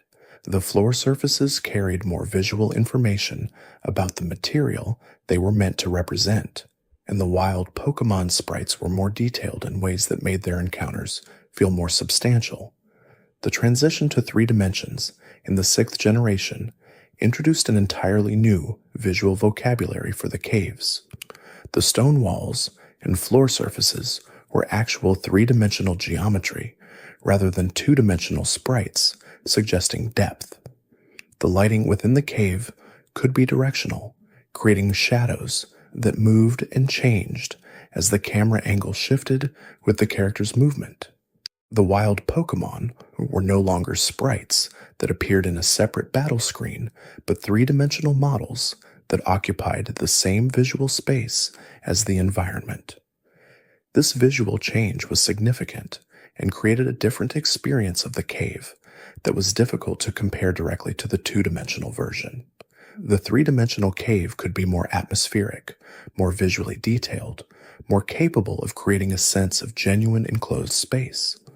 But it also created challenges for the kind of spatial reasoning that maze-like 2-dimensional caves had required, because the 3-dimensional camera made certain navigational judgments more difficult and removed the bird's-eye clarity of the top-down view. The music composed specifically for Victory Road areas, stood apart from the general cave music used in other cave environments within each game. This distinction was maintained across most of the series, a recognition that the Victory Road was a different kind of cave that warranted a different kind of musical accompaniment. The general cave themes of each game tended toward the atmospheric, the mood setting, the creation of a sense of enclosed underground space. The Victory Road themes were more specifically calibrated to the emotional register of the moment they accompanied. The Kanto Victory Road theme in the original games established a template that subsequent compositions would implicitly respond to. It was urgent without being aggressive, driving without being frantic, a piece of music that communicated the seriousness of the space while maintaining the momentum of forward movement. The tempo was faster than most cave themes, an acknowledgement that the cave was not simply a space to move through carefully, but a space to move through with purpose. The Sinnoh Victory Road theme, composed for what many players consider one of the most demanding and atmospheric caves in the series, carried a weight that matched its setting. The composition used harmonic structures that suggested the depth of the mountain, the distance between the cave's interior and the light at either end of the passage. It was music for a long walk, patient and sustained, capable of continuing without becoming tiresome across the extended traversal that the cave's size required. The three-dimensional generation themes for Victory Road had access to more sophisticated instrumentation and more complex compositional techniques, and the results were Victory Road themes that were more orchestrally textured and more explicitly cinematic in their approach. Whether this sophistication added to or simply changed the feeling of the cave traversal was a question that each player answered differently, depending on what they valued about the experience. The weather conditions present in the outdoor sections of certain Victory Roads added an environmental dimension that the interior cave sections could not provide. The exposed rocky surfaces and mountain plateaus that served as entranceways to some caves, or as sections between the cave's interior areas, were subject to the weather mechanics that each generation had implemented in different ways. Rain or sunshine or hail in these outdoor sections required the trainer to consider how weather-affected moves and abilities would interact with the encounters that outdoor sections contained. The Sinnoh Victory Road's exterior sections were subject to the variable weather of the mountain environment, and the specific weather condition present during a given traversal could affect the behavior of wild Pokémon that appeared in those sections.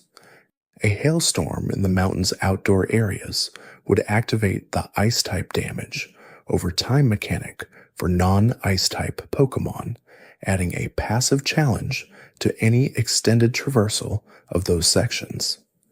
The management of this passive damage, on top of the active challenge of trainer and wild Pokémon encounters, added a resource management dimension to the outdoor sections that the interior cave sections did not have. The weather transitions between outdoor and indoor sections of the cave were also notable, because the weather that applied in the outdoor sections did not persist into the interior cave areas. Moving from a hailstorm outside into a calm cave interior was a small environmental transition that the cave's design made meaningful, a brief moment of relief from an external condition that would resume upon returning to the outside.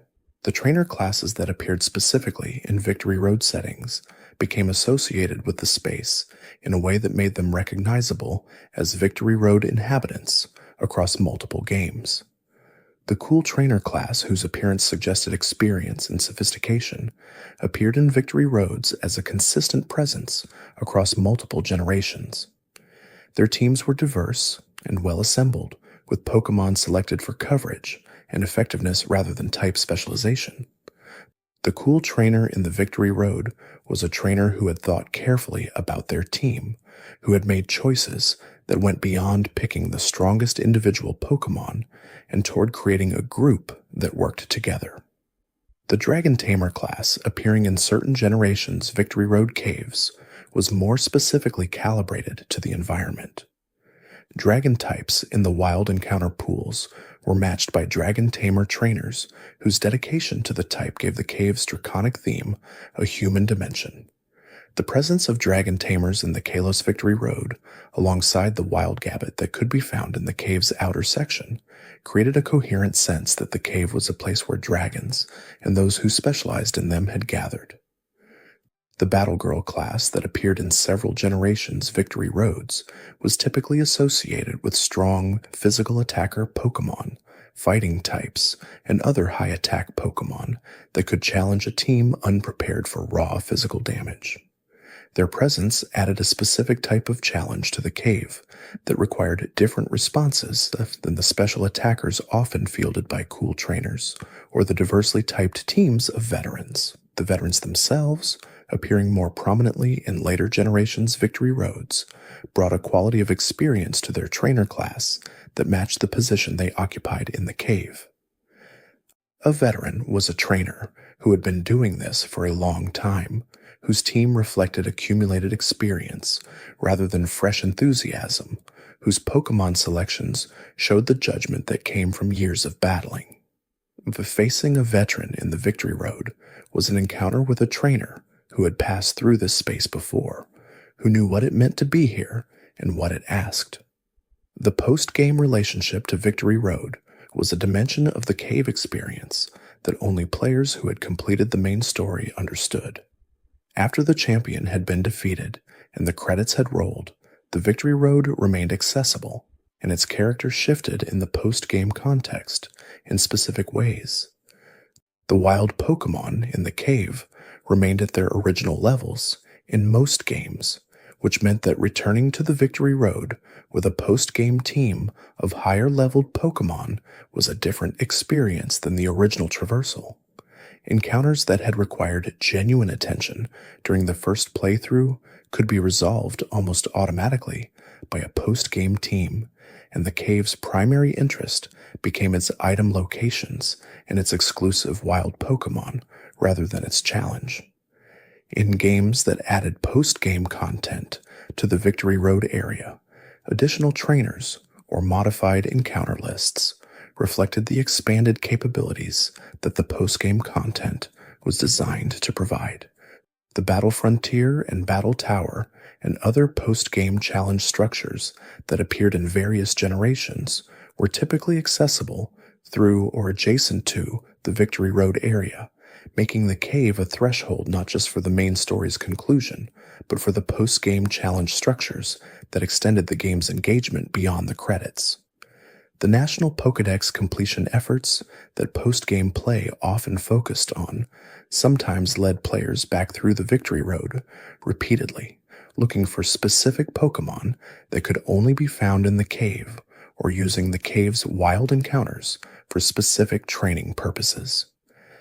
The cave in this post-game context was a familiar space, revisited with different intentions, its geography known, its trainers already defeated, its atmosphere unchanged, but experienced differently without the context of the approaching finale that had given it its original weight.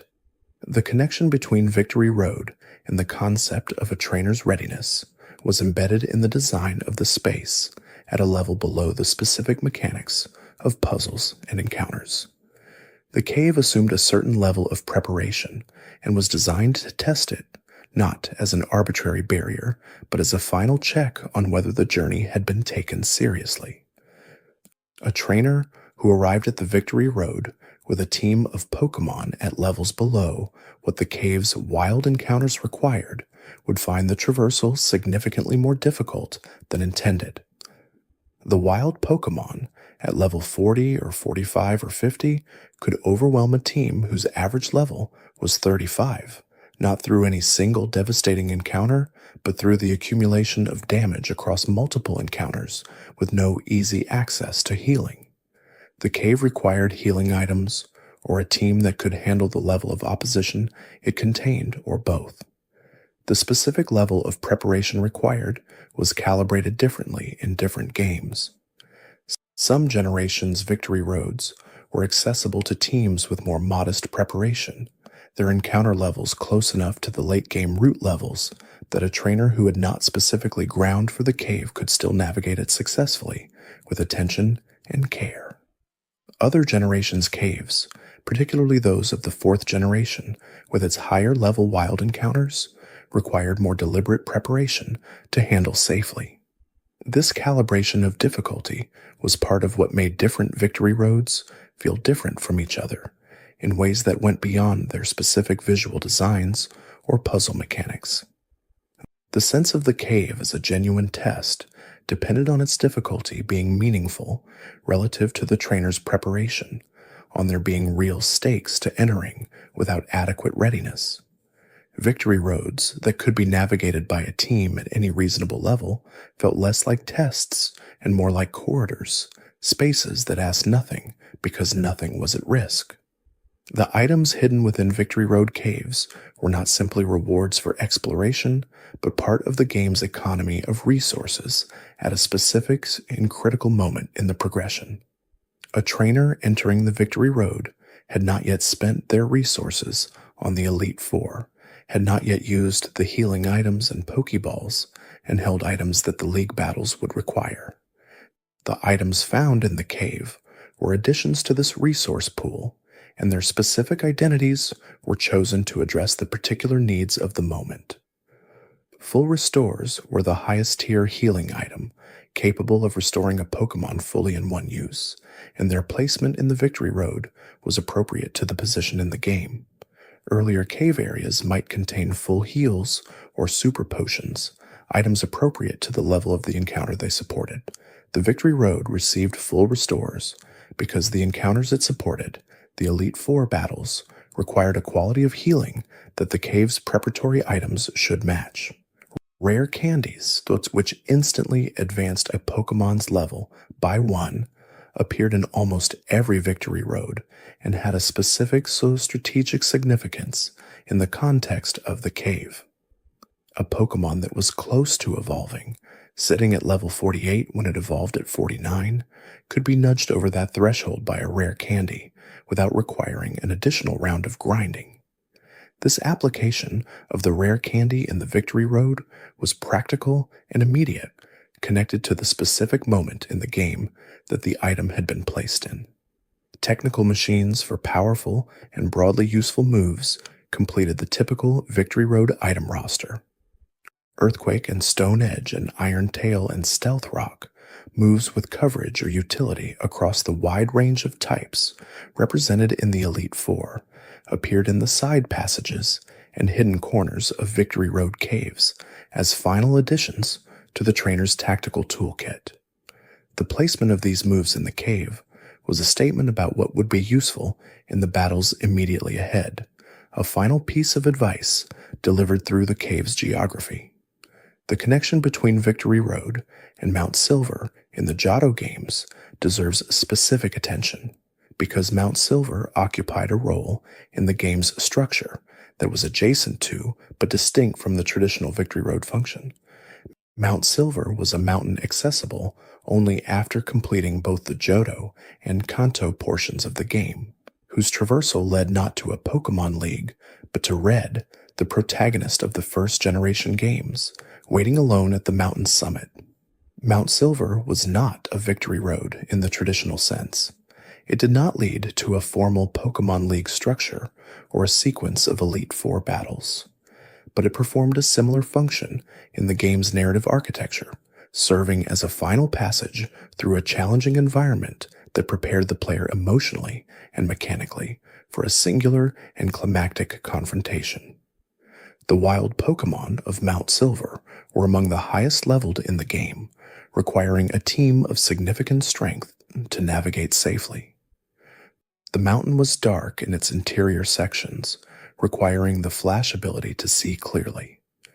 The encounter with Red at the summit of Mount Silver was one of the most significant moments in the series' history, not because of what was said or what narrative context was provided, but because of what was present without explanation.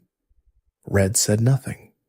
His team was the team that a skilled trainer with access to the best Pokémon of the first generation would have assembled and the battle was among the most demanding in the main series. The mountain that led to him was appropriate to what he represented. The relationship between this mountain and the concept of Victory Road illuminated something about what Victory Roads were doing in the series. The final passage was not simply a mechanical obstacle, it was a space that asked the player to demonstrate everything they had learned in preparation for a confrontation that would ask for all of it. Mount Silver did this without the explicit framing of the Victory Road label, and its effectiveness demonstrated that the concept was more fundamental than any specific implementation. The way that each generation's Victory Road handled the transition from day to night, where that mechanic was present, added another layer to the experience of the cave. The day-night cycle had been introduced in the second generation and carried through to many subsequent entries, affecting encounter rates, available Pokémon, and certain time-sensitive events. In cave environments that implemented the day-night cycle, the distinction between entering the cave during daylight and entering during the dark of night had consequences that players could use strategically or that might catch them by surprise. Certain Pokémon appeared only at specific times of day, even in the enclosed environment of a cave. Their internal clocks synchronized to the external time rather than adjusted for the cave's permanent darkness. The presence of a time-locked encounter in the Victory Road of a generation that implemented the day-night cycle meant that a trainer hoping to complete their regional Pokédex before the League might need to visit the cave at a specific time to find a specific creature. This temporal constraint added a planning dimension to the cave experience that most other late-game areas did not have. The sound design of the cave also changed between day and night iterations in games that implemented the cycle fully, with different ambient sounds and potentially different musical treatments for the same environment at different times. These differences were subtle but present, contributing to the sense that the cave was a living environment that changed with time rather than a static backdrop to the game's events. The question of which Victory Road was the most challenging, considered across the entire history of the series, was not simply a question about encounter levels or puzzle complexity, but a question about which cave most effectively matched its challenge to its position in the game and created an experience that felt appropriate to the moment it inhabited. Challenge in this context was not equivalent to difficulty in the narrow sense of how hard the cave was to navigate or how many trainers could be found within it. It was something closer to the feeling of the cave having asked something genuine and the feeling of having answered it. By these standards, the most challenging Victory Roads were those that used every element available to them, that combined puzzle mechanics with trainer battles, with wild encounters and item placement and exclusive Pokémon access, and the geography of the space itself into a single experience that required a trainer's full attention and genuine preparation to navigate successfully. The Sinnoh Victory Road came closest to this complete integration across the full history of the series, in part because its size allowed for a broader deployment of all available elements, and in part because the fourth generation's design philosophy was at its strongest in terms of expecting genuine engagement from players. The least challenging Victory Roads were those that reduced the cave to a single element, to either a linear corridor of trainer battles or a simple passage with minimal encounters, without the spatial complexity or the surprise of extraordinary encounters that distinguish the strongest examples. By this standard, the later generations' approaches to Victory Road, particularly those that removed the puzzle element entirely in favor of straightforward forward movement, produced the weakest examples of the concept, not because they were poorly made in their constituent elements, but because they asked less of those who moved through them.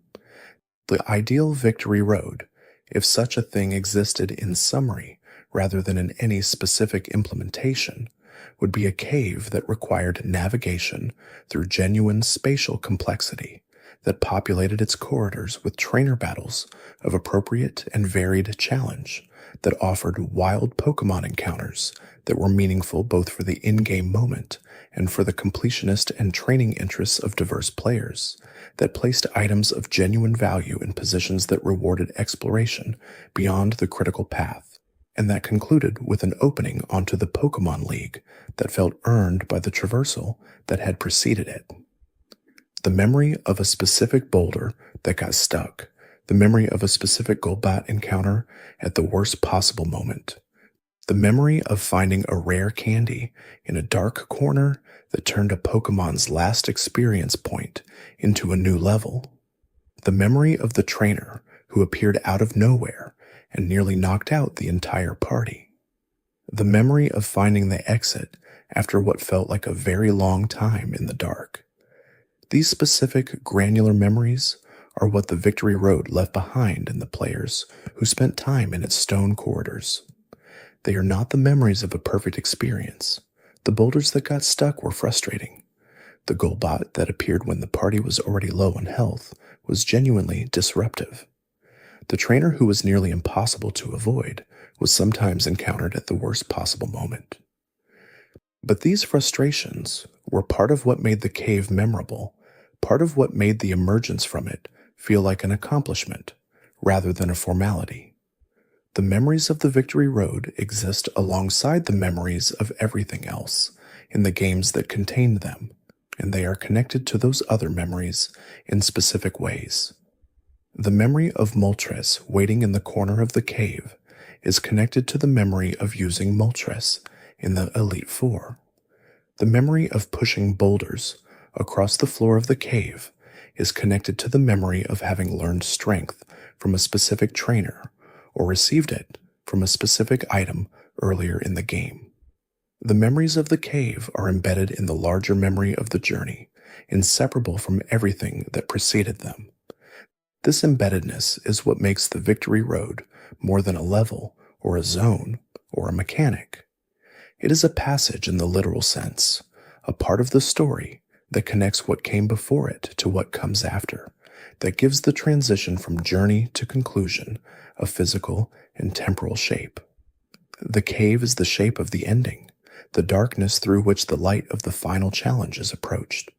And in that darkness, in those stone corridors and those slow-moving boulders and those wandering Golbat and those legendary birds in their quiet corners, something waits that is not simply a game mechanic or a navigational challenge, but something older and more fundamental, something that understood long before any game existed what it meant to walk through the dark toward the light. The geography of each Victory Road was not chosen arbitrarily. The mountains and rock faces and river-carved canyons that gave each cave its exterior shape were selected from the broader regional map in ways that made geographical sense, placing the final passage in terrain that communicated something about the scale of what was being guarded. A cave that sat at the base of a small hill would not carry the same weight as one carved into the flanks of the tallest mountain in the region. The designers of each game chose the most imposing natural feature available as the home of the Victory Road, and that choice communicated something before a trainer had taken a single step inside. The exterior architecture of each cave entrance was a design element in itself, the carved stone frame or natural rock opening through which the transition from the outside world to the cave interior was made. In the two-dimensional games, this transition was handled through a simple screen change, the exterior of the cave replaced instantly by the interior, with nothing more than a step through an opening to mark the passage. In later games, the transition became more elaborate, with approaching animations and entrance sequences that gave the crossing of the threshold more deliberate visual weight. The placement of the entrance in the regional map had its own significance. A cave entrance tucked behind a series of roots and guarded by the requirement for specific hidden machine abilities was harder to reach accidentally than one that opened directly from a main road. The approach to certain Victory Roads required navigation of specific outdoor routes, crossing particular bodies of water, scaling specific cliff faces, in ways that made the arrival at the cave entrance itself a meaningful moment in the traversal. The entrance was not simply the beginning of the cave, but the conclusion of the approach, and both were part of the same experience.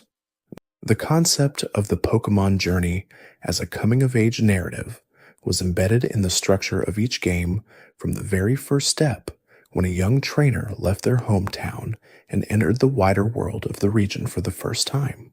The Victory Road existed at the far end of that narrative arc, in the position where the accumulated growth of the journey was being asked to demonstrate itself.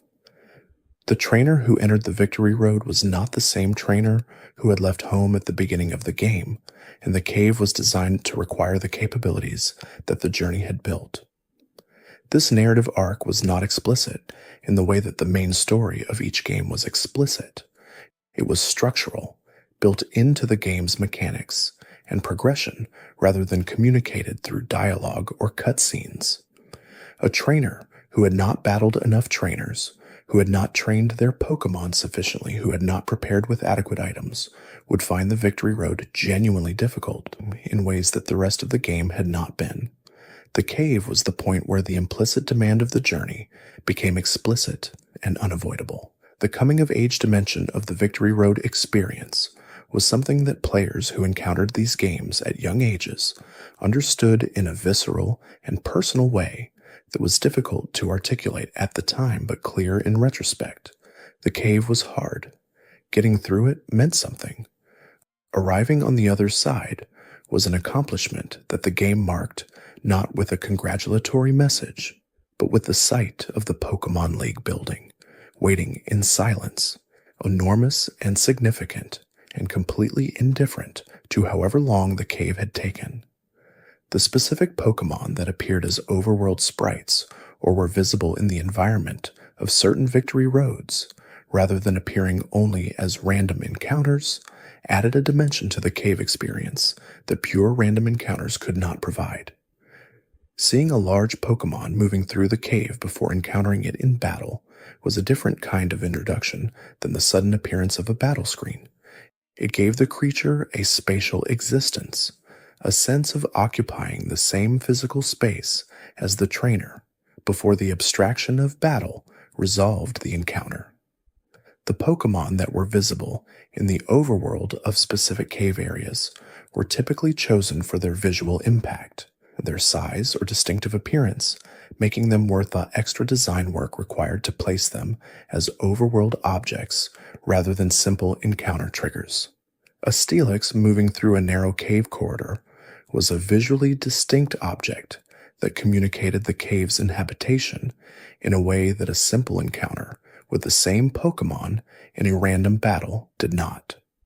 The visual presence of the creature in the space before the battle gave the battle itself a different character. In the games that used the Horde encounter system, where 5 wild Pokémon would appear simultaneously, rather than one at a time, Victory Roads sometimes contained Horde encounters with specific Pokémon that did not appear as single encounters in the same location. A horde of Carbink in a Kalos cave section, 5 small jewel-bodied creatures appearing together in a sudden burst of color against the cave's stone floor, was a visually distinctive encounter that reminded a trainer that the cave was a place of genuine abundance, that the creatures within it were present in numbers beyond what any single encounter could suggest. The Pokémon contests and similar performance-based minigames that appeared in specific generations had their own relationship to the Victory Road, although it was an indirect one. The contest hall competitions required specific moves and specific appeal statistics that were different from the combat effectiveness metrics that Victory Roads tested. A Pokémon trained for contest performance might be less useful in the Victory Road than one trained for battle, and a trainer who had invested heavily in contest preparation faced a specific challenge in the final cave that a combat-focused trainer did not.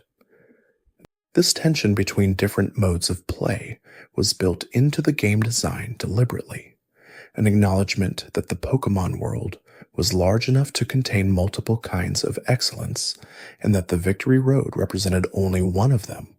A coordinator, the title given to trainers who specialized in contest performance, was not less skilled than a trainer focused on combat. They were skilled in different things, and the Victory Road was the part of the game where combat skill was most directly tested and where contest skill provided the least direct benefit.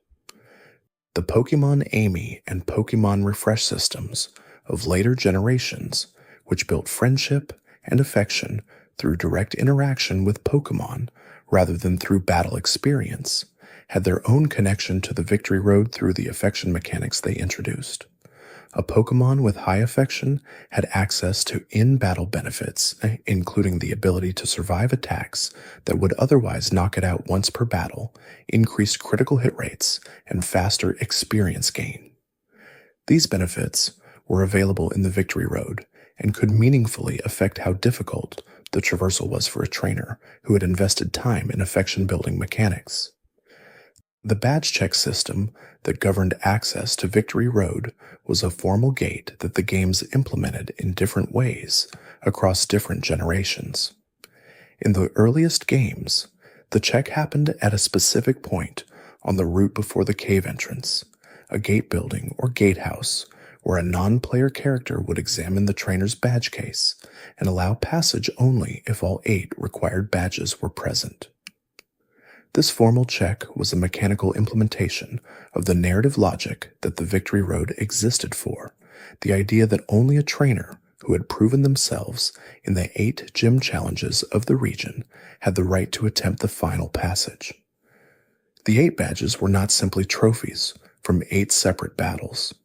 They were documentation of 8 separate proofs of competence, each earned in a different location from a different specialist who tested a different dimension of training and battling ability. The gym leaders who awarded the badges were not interchangeable. Each had their own specialty, their own personality, their own Pokémon, and their own challenges for the trainer who challenged them. Collecting all 8 was a journey in itself, a structured accumulation of demonstrated competence that the Victory Road was designed to follow logically. The absence of the badge check in certain later games, where the formal gate was replaced or removed as part of broader structural changes to the game's progression, was one of the smaller but more noticeable changes to the experience of approaching the Victory Road. The gate had served not just as a mechanical barrier, but as a moment of recognition, a brief formal acknowledgement that the trainer had done what the journey required and was entitled to proceed. Its removal simplified the approach without replacing what the simplification removed. The role of the professor character in each game's narrative created a specific framing for the Victory Road that was rarely made explicit but was always present in the background. The professor who had given the trainer their first Pokémon and asked them to complete the regional Pokédex had set the terms of the journey at its beginning, and those terms were being implicitly fulfilled as the trainer approached the Victory Road. The collection of data on the region's Pokémon, which the professor had framed as the scientific purpose of the journey, had been accomplished in parallel with the gym challenge that the Victory Road was the conclusion of. Most Pokémon trainers who completed the Victory Road and faced the Elite Four had not actually completed their regional Pokédex, because Pokédex completion required a level of dedication and specific resource acquisition that went beyond the main story requirements. But the Pokédex was present in the trainer's inventory throughout the journey, a constant reminder of the broader scope of what the journey was for, and the Victory Road existed at the intersection of the two main purposes, the gym challenge on the one hand and the Pokédex completion on the other. The professor's connection to the Victory Road experience was also present through the starter Pokémon that had been given at the journey's beginning. That starter Pokémon, having traveled with the trainer from the very first route to the final cave, was by the time of the Victory Road traversal a creature that had grown alongside the journey, that had evolved and learned and accumulated experience in direct proportion to what the trainer had asked of it. The starter in the Victory Road was not the same creature that had fit comfortably in the professor's laboratory at the journey's beginning. It was what the journey had made it. The experience of navigating a victory road with a Pokémon who knew Flash was different from navigating without one. Flash, a move that reduced the opponent's accuracy, was also, in certain games, a field move that could be used in dark cave environments to illuminate the immediate area, making it possible to see the cave's walls and floor clearly enough to navigate without the constant interruption of wild encounters that the darkness and its associated high encounter rate would otherwise impose. The choice to bring a Pokémon capable of using Flash into the Victory Road was a strategic one, trading a party slot for reduced navigational friction. The darkness mechanic in caves was implemented differently across generations. In the earliest games, entering a dark cave without a source of light reduced the visible area of the cave map to a small circle around the player character, making navigation significantly more difficult and increasing the effective challenge of the cave by making its layout harder to understand at a glance. Flash and the escape rope were the two key items for cave management in these early games, one providing light to navigate by, and the other providing an emergency exit that teleported the trainer to the cave entrance if the situation became unmanageable. The decision to remove the darkness mechanic from caves in later generations, like many changes to the Victory Road experience, simplified the navigation without replacing what the simplification removed. Moving through a cave that could not be seen, navigating by memory and careful attention to the edges of the visible circle, was genuinely disorienting in a way that dark caves without the mechanic were not. The darkness was part of what made the cave feel like a cave, rather than simply a different kind of outdoor route. The Pokémon League building that waited at the end of the Victory Road was different in each region, its architecture reflecting the aesthetic and cultural identity of the place where it had been built. Kanto's Pokémon League was a relatively simple structure for a first iteration, a series of rooms connecting the 4 elite trainers to the champion's chamber, each room designed to accommodate the specific type theme of the elite trainer who occupied it. Johto's league structure was similarly organized, but located in a different geographical position within the region's map. The later regions developed more elaborate architectural concepts for their league buildings. Sinnoh's league sat atop a mountain plateau accessible only through the Victory Road, its exterior design suggesting something ancient and institutional, a structure that had been built not recently but at some point in the region's history when the Pokémon League had been established as a formal institution.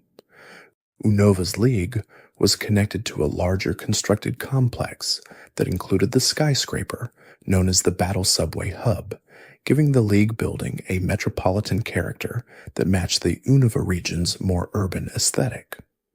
Kalos's Victory Road opened onto a plaza in front of a structure that was among the most elaborate league buildings the series had produced, with theatrical entrance animations for the elite trainers and champion that reflected the 6th generation's interest in ceremony and presentation. The ceremony of entering each elite trainer's room was handled differently than in previous games, with stylized cutscenes marking the transition in a way that felt more like a performance than a simple room entry. The blizzard and hail moves and the weather conditions that activated them had a specific relationship to certain victory roads that featured ice or snow in their design.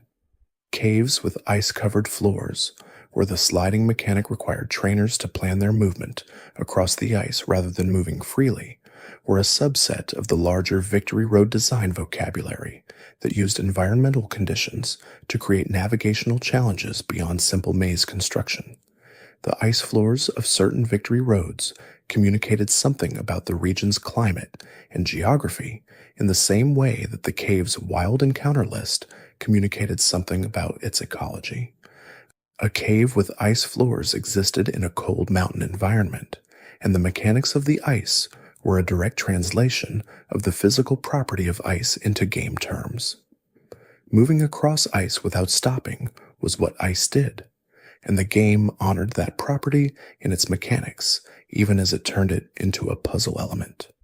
The Pokémon that appeared in Ice Floor Victory Road sections were typically ice-type or were creatures adapted to cold environments, and their presence in the icy sections of the cave was ecologically coherent in the same way that dragon types in deeper cave sections felt ecologically coherent. Snorunt and Snover and Jinx and the ice-type creatures of specific regions appeared in cave sections where the climate suggested their presence, creating a sense that the cave's ecology followed real, if fantastical, rules about which Pokémon lived, where, and under what conditions. The remakes of early generation games offered a specific opportunity to examine what had changed in Victory Road design over the years, and what had been preserved as essential. Fire Red and Leaf Green, the third-generation remakes of the original Kanto games, rebuilt Kanto's Victory Road with the visual capabilities and design sensibilities of the third generation. The cave's basic structure, its 3 floors, and its boulder puzzles and its Moltres encounter was preserved with minimal structural changes, but the visual presentation was entirely new. What the remake's Victory Road revealed, by comparison with the original, was how much of the original cave's impact had come from what it was asking the player to do, rather than from how it looked while they were doing it. The boulder puzzles were the same puzzles in the remake that they had been in the original. The process of moving boulders to switches to open gates was mechanically identical, but the additional visual detail of the third-generation graphics gave the cave a physicality that the original's limited palette could only suggest.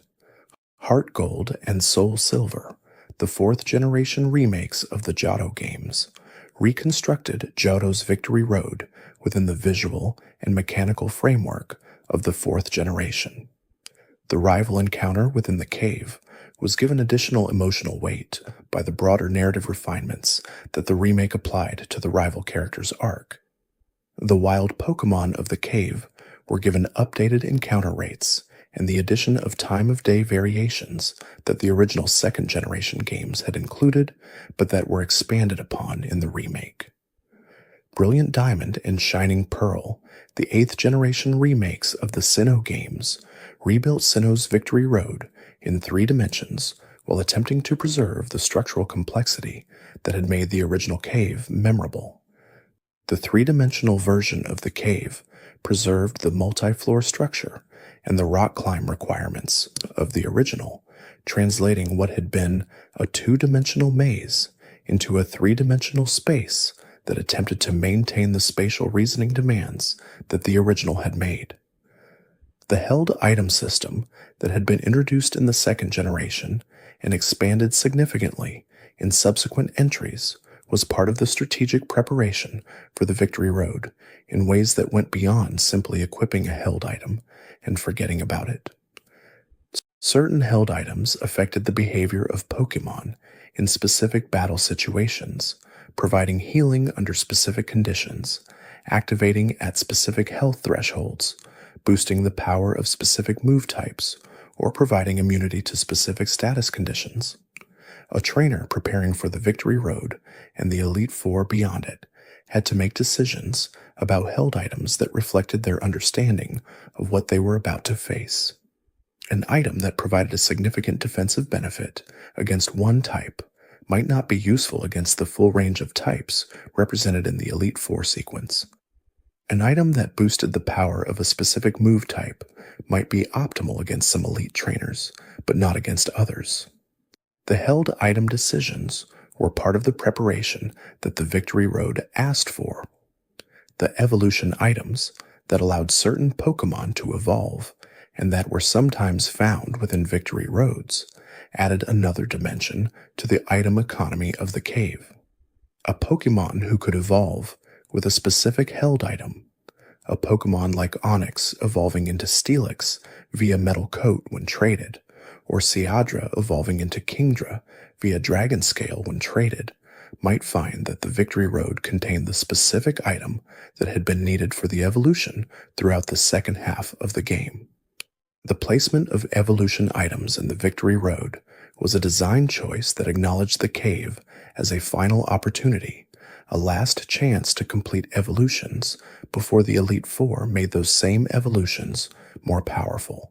The Pokemon daycare centers that were available in most regions provided a specific relationship to the Victory Road in the context of breeding and training that extended beyond the main story, but was sometimes relevant to it.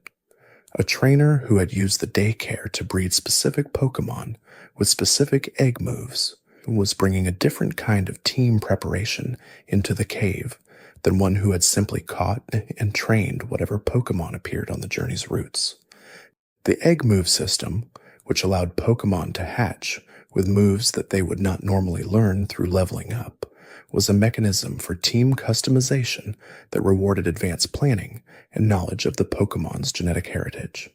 A starter Pokemon bred with specific egg moves from a compatible species arrived at the Victory Road with a moveset that had been designed rather than simply acquired through play.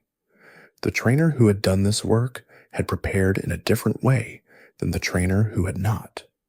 The nature system, introduced in the third generation, added a further dimension to team preparation that was relevant at the level of individual Pokemon statistics.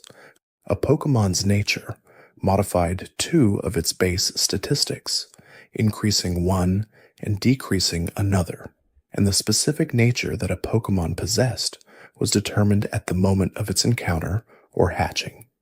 A trainer who understood which natures were beneficial for specific Pokemon and who had planned their team accordingly arrived at the Victory Road with a team that was statistically optimized in ways that a trainer who had not understood the nature system was not. The berry system that had been introduced in the second generation and expanded significantly in the third and subsequent generations was another dimension of preparation that interacted with the Victory Road experience. Berries could be used as held items that activated automatically under specific battle conditions, providing healing, curing status conditions, or reducing the damage from specific attack types. The berry system was a layer of automation that could be applied to a team's held item loadout, making certain defensive functions happen without requiring the trainer to use a turn. The cultivation of berries, which required planting them in specific locations and returning at specific time intervals to harvest them, was a slow and time-consuming process that rewarded advanced planning across the length of the game rather than last-minute preparation immediately before the Victory Road. A trainer who had been planting and harvesting berries since the early parts of the game arrived at the Victory Road with a supply of berries that a trainer who had not engaged with the system did not have. The specific berries most useful for Victory Road and Elite Four preparation were those with broadly applicable effects, berries that reduced damage from specific attack types, and berries that restored health to a set percentage. These berries could be given to multiple party members, providing a passive layer of defense that was present regardless of which Pokemon was in battle when the specific condition triggered. Their placement in the party inventory was a quiet form of preparation that was invisible during normal play and visible only in the moments when the triggered condition actually occurred. The evolution stones that caused certain Pokemon to evolve immediately, without requiring leveling up or trading, were found in specific locations throughout each game and sometimes within the Victory Road itself. Finding a Firestone or a Water Stone or a Thunderstone within the cave meant that a trainer who had been carrying a Pokemon that could use one of these stones had the option of completing that Pokemon's evolution at a specific point in the Victory Road, gaining the increased statistics and potentially expanded moveset of the evolved form before the Elite Four battles that immediately followed. The strategic timing of evolution stone use was a consideration that trainers who were aware of the system thought about carefully. Evolving a Pokemon changed its statistics but also sometimes changed its level-up move learning pattern, potentially causing the trainer to miss moves that the pre-evolved form would have learned at higher levels. The Victory Road was a specific decision point for these evolutions because it was the last opportunity before the Elite Four to make the change, and because the cave's wild encounters and trainer battles provided a chance to see how the evolved form performed in the new battles that followed the evolution. The level-up evolutions, which happened automatically when a Pokémon reached a specific level, could also be triggered within the Victory Road if a Pokémon was close to the relevant threshold and gained enough experience from cave encounters to cross it. A Dragonair evolving into Dragonite within the Victory Road cave, the visual and mechanical expression of the evolution completing at exactly the right moment, was the kind of coincidence that the game's structure made possible and that players remembered long after the specific details of the cave had faded. The physical and special move split that was introduced in the 4th generation changed the strategic landscape of Pokémon battling in ways that were directly relevant to the Victory Road experience. Before the split, all moves of a given type were either physical or special based entirely on their type, with no individual move being able to deviate from this type-based assignment. Fire-type moves were always special. Fighting-type moves were always physical. The split changed this, making each individual move physical or special based on the nature of the move itself rather than its type. The implications of this change for team building were significant. Pokémon that had previously been limited in their effectiveness by the type-based physical and special assignment could now use moves that matched their stronger attacking statistic. A Pokémon with high physical attack could now use physical moves of types that had previously been categorized as special, giving it coverage options that the pre-split mechanics had not made available.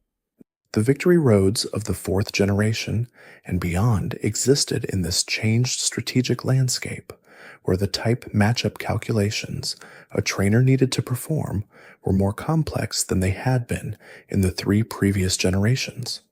This increased strategic complexity made the trainer battle encounters within the Victory Road more demanding in a way that was not about encounter levels or team sizes, but about the depth of the decision-making required to navigate them successfully. A veteran trainer in the 4th generation's Victory Road might use a Pokémon with a moveset that included moves of multiple types that worked differently than a trainer familiar with the pre-split mechanics would expect, and recognizing and responding to this difference was part of what the cave asked of a trainer who was genuinely engaging with the system. The Repel system, which used items to suppress wild Pokémon encounters for a limited number of steps, was a tool available to any trainer who had packed Repels before entering the cave. The decision to use Repels was a resource management choice that traded consumable items for freedom from the encounter rate, allowing faster traversal of the cave at the cost of items that might be useful in the Elite Four battles ahead. The Super Repel, which suppressed encounters for a larger number of steps than the standard Repel, and the Max Repel, which suppressed them for the largest number of steps available, were the higher-tier versions of this consumable that a prepared trainer might carry specifically for use in the Victory Road. Their use was a statement about how the trainer prioritized their resources, choosing to spend items to save time and preserve party health over the alternative of encountering and defeating wild Pokémon to gain experience and items from the encounters. The tension between using repels and not using repels was a microcosm of the broader tension between efficiency and engagement that the Victory Road created. A trainer who used repels moved through the cave more quickly, spent fewer healing resources on wild encounter damage, and emerged with a party in better health than one who had not used them. But a trainer who did not use repels gained more experience from the cave's high-level encounters, had more chances to encounter exclusive Pokémon, and had a more complete engagement with the cave as the experience it was designed to be. The scale of the Elite Four challenge that waited on the other side of the Victory Road was part of what gave the cave its weight. Facing 4 consecutive elite trainers and without the ability to access the Pokémon Center between battles was a resource management challenge of a fundamentally different kind than anything the journey's routes and gyms had asked for. The healing items that a trainer carried into the Elite Four sequence, the full restores and revives and max potions, were the only healing available across the entire sequence. This scarcity of healing created a connection between the Victory Road and the Elite Four that the cave's item placement directly reflected. The full restores found in Victory Road side passages were contributions to the healing supply that would be needed across 5 consecutive battles, 4 elite trainers and the champion, without a break. The number of full restores a trainer carried into the Elite Four entrance was a direct consequence of how thoroughly they had explored the Victory Road and whether they had purchased additional supplies before entering the cave. The tension between spending healing items in the Victory Road on trainer and wild Pokémon encounters and preserving those items for the Elite Four was a consistent strategic pressure throughout the cave traversal. Entering a trainer battle in the cave with a depleted party was risky not because the cave trainer battle was more dangerous than the Elite Four battles, but because using a full restore in the cave was a full restore not available for the Elite Four. Every healing decision in the cave was a decision about the allocation of finite resources across a longer sequence of challenges. The Pokémon fan community's relationship to the Victory Road caves extended into the creative work that community members produced in response to their experiences with the games. Fan art of specific legendary Pokémon in their Victory Road locations was a recurring subject across the decades of the community's creative output, with Moltres in its cave corner being one of the most frequently depicted images in the fan art tradition. The combination of the legendary bird's fire and the cave's darkness was visually compelling in ways that made the specific moment of encountering it memorable enough to represent. Fan fiction and creative writing within the Pokémon community frequently used the Victory Road as a setting for original stories, drawn to the cave's position in the narrative as a threshold and a testing ground. Stories set in the Victory Road explored the perspective of trainers navigating its challenges, the relationship between a trainer and their Pokémon in the specific context of the cave's demands, and the thoughts and feelings of characters approaching the conclusion of a journey they had been on for the entire length of the story. The competitive Pokémon community's relationship to the Victory Road was different in character, focused on the specific Pokémon available within the cave, and how access to those Pokémon affected the options available for competitive team building. The availability of Gaibel in the Sinnoh Victory Road, for example, was a well-known and frequently discussed detail in competitive community conversations about how to obtain a Garchomp for tournament play, with the cave serving as the primary access point for the creature whose performance at high levels of competitive play made it one of the most discussed Pokémon in the series' competitive history. The Pokémon Ranger games, spin-offs of the main series that used a different mechanic for Pokémon interaction, occasionally featured environments that paralleled the Victory Road in their narrative function without reproducing its specific mechanics.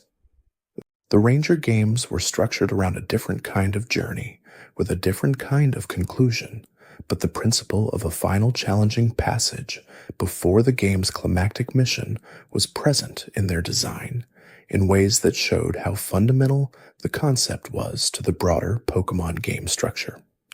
The Mystery Dungeon spin-off games, which placed the player character inside a Pokémon dungeon as a Pokémon rather than as a trainer, had their own relationship to the Victory Road concept through the dungeons that served as final challenges before specific story conclusions.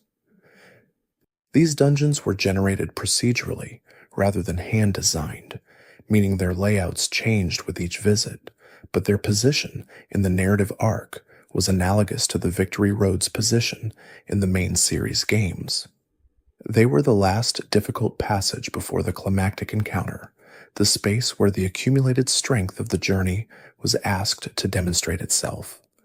The Pokémon Colosseum and XD games, which were set in a regions called Ore and used a different game structure than the main series, and did not have a traditional Victory Road, but had areas that served related functions as tests of accumulated capability before specific narrative conclusions. The design language of final challenge spaces was present across the spin-off games, even when the specific implementation was entirely different from the cave-based Victory Roads of the main series. The way that each game handled the Pokémon party's health and status at the conclusion of the Victory Road, at the moment of entering the Pokémon League building for the first time, was a small but meaningful design detail. In most games, the Pokémon Center within the Pokémon League building was accessible after entering but before beginning the Elite Four challenge, allowing a trainer to heal their party after the cave traversal before starting the consecutive battle sequence. This single healing opportunity between the cave exit and the first elite trainer was a grace period that the games generally preserved across all generations. The placement of this Pokémon Center was a design acknowledgement that the Victory Road was genuinely challenging, and that arriving at the Elite Four entrance with a depleted party was a realistic possibility. The center was not inside the cave, was not accessible during the traversal, but was available immediately after, a brief reprieve before the greater challenge began. Its presence communicated that the cave had been designed to be hard enough to require healing afterward, and its placement before rather than after the first elite trainer battle was a specific structural choice that gave trainers a fair starting point for the final challenge. The specific layout of the Pokémon League building interior, with its long corridors and dramatically lit rooms for each elite trainer, was designed to create a sense of ceremony and occasion that matched the importance of the battles within it. The architecture of the League building was the architecture of a place that took itself seriously, that understood its own significance as the setting for the most important battles a trainer would face. Walking from the Pokémon Center through those corridors toward the first elite trainer's door was a transition that the game's visual design communicated clearly as a moment of arrival. The effort value system, which governed the statistical growth of Pokémon through battle experience in a hidden layer beneath the visible level-based growth, was a dimension of team preparation that experienced players understood and new players typically did not. A Pokémon that had accumulated effort values in specific statistics through deliberate battles against specific types of Pokémon was statistically different from a Pokémon of the same species and level that had accumulated its effort values randomly through general play. The Victory Road was sometimes used by experienced players as a source of specific effort value distributions from its wild encounters. Specific wild Pokémon in specific Victory Road locations provided specific effort value contributions upon defeat, and a trainer who understood this could use the cave's wild encounters to fine-tune the statistical growth of their party in ways that were not possible through the game's general progression. This use of the cave went entirely beyond its intended design purpose, but was a feature of the game's deeper systems that the cave's wild encounter pool made possible. The relationship between effort values and the Elite Four challenge was direct in the sense that a party with optimally distributed effort values was statistically superior to an otherwise identical party without that optimization, and the Elite Four battles were demanding enough that this statistical difference could be meaningful. Experienced players who understood and applied this system arrived at the Victory Road with a team that was prepared in ways that went beyond visible level and moveset to the hidden statistical substrate that the effort value system created. The Pokémon series had produced music that became culturally significant beyond the games themselves, and the music associated with specific Victory Roads was part of this broader musical legacy. The Pokémon Red and Blue soundtrack, composed by Junichi Masuda, established musical themes and compositional approaches that the series carried forward across multiple generations, including the approach to cave and Victory Road music, or the Victory Road theme from the original games was one of the most recognized pieces in the series' musical catalog, its urgent energy and looping structure making it immediately identifiable to anyone who had spent time in Kanto's cave. The composers who worked on later generation soundtracks brought their own musical sensibilities to the Victory Road theme tradition, creating compositions that were distinct from their predecessors while maintaining a recognizable relationship to the thematic and emotional territory of the original. The Victory Road music of the fourth generation, with its more orchestral ambition and its slower, more sustained approach to the cave's atmosphere, was a different musical statement than the third generation's more compact and energetic composition, but both were recognizable as belonging to the same musical tradition. The musical treatment of legendary Pokémon encounters within Victory Roads added another layer to the cave's soundscape. In the games that gave legendary encounters their own musical themes, hearing that theme trigger within the cave was a different experience than hearing the standard wild encounter music begin. The legendary's theme was a signal that something extraordinary was about to happen, a musical announcement of singularity that the cave's standard encounter music could not provide. The way that the Victory Road caves handled the transition back to the surface after the Elite Four challenge had been completed and the champion had been defeated was a design element that few players considered carefully because the journey back through the cave felt so different from the journey in. A trainer leaving the Pokémon League after defeating the champion was in a state of completion that the trainer entering the Victory Road had not been, and the cave that had felt so significant on the way in was simply geography on the way out. Some games handled this return differently, by providing a direct transport back to specific locations after the credits had rolled and the postgame had begun, bypassing the need to navigate the Victory Road again. Others required the trainer to walk back through the cave, which was a different experience in the postgame state. The cave's trainers had already been defeated. The wild encounters were the same. The boulders were in whatever positions they had been left in. The cave was the same cave, but the person walking through it was not the same person who had entered it, and the difference in how it felt was entirely in the walker rather than in the cave itself. The completion state that the postgame represented changed the relationship between the trainer and the Victory Road permanently. The cave was still there, accessible, containing its wild Pokémon and its hidden items and whatever the postgame had added to it. But its function as a threshold, as the space between the journey and its conclusion, was spent. It had fulfilled its purpose and become simply a location in the game's geography, available to revisit, but no longer carrying the narrative weight of the forward approach. The longest Victory Roads in the series required sustained engagement across an extended period that was genuinely unusual for a cave environment in a game. The Sinnoh Victory Road, navigated without guidance and with full engagement with the wild encounters and trainer battles it contained, could occupy a trainer for an hour or more of the first playthrough. This duration was not accidental. The cave's size was chosen deliberately, and the time it took to navigate was part of the experience it provided. An hour in a cave was a specific kind of time in a game, different from an hour spent in a city, or on a route, or in a gym. The cave demanded a sustained quality of attention that other environments did not require in quite the same way. The encounter rate meant that the trainer could not move freely through the space, could not take their attention away from the immediate environment for more than a few steps, without a wild encounter interrupting.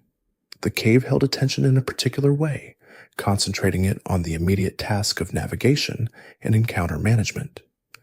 This sustained attention was part of what made the Victory Road caves memorable in ways that other cave environments within the same games were not. Traversing any cave required attention. Traversing the Victory Road required sustained attention across a longer and more consequential engagement, and the memory of that sustained attention was part of what stayed with players after the cave was behind them.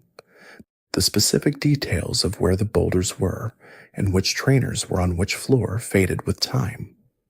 The feeling of sustained engagement, of having given the cave the attention it required, was what remained. There is something in the design of these caves that speaks to a very old story about what it means to approach the most important thing. Almost every tradition of narrative that humans have developed contains some version of the passage through a difficult and dark place before the arrival at something significant.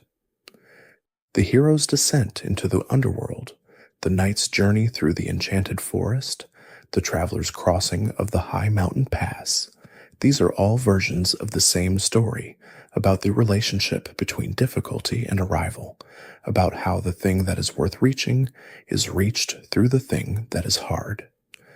The Victory Road did not know it was telling this story.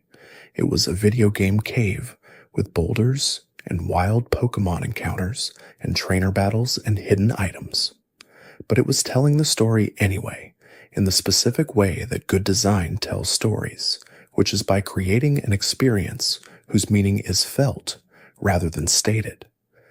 A trainer who had never heard of the hero's journey and could not have articulated anything about the mythology of difficult passages still felt the weight of the Victory Road cave as something different from the routes and gyms and cities that had preceded it.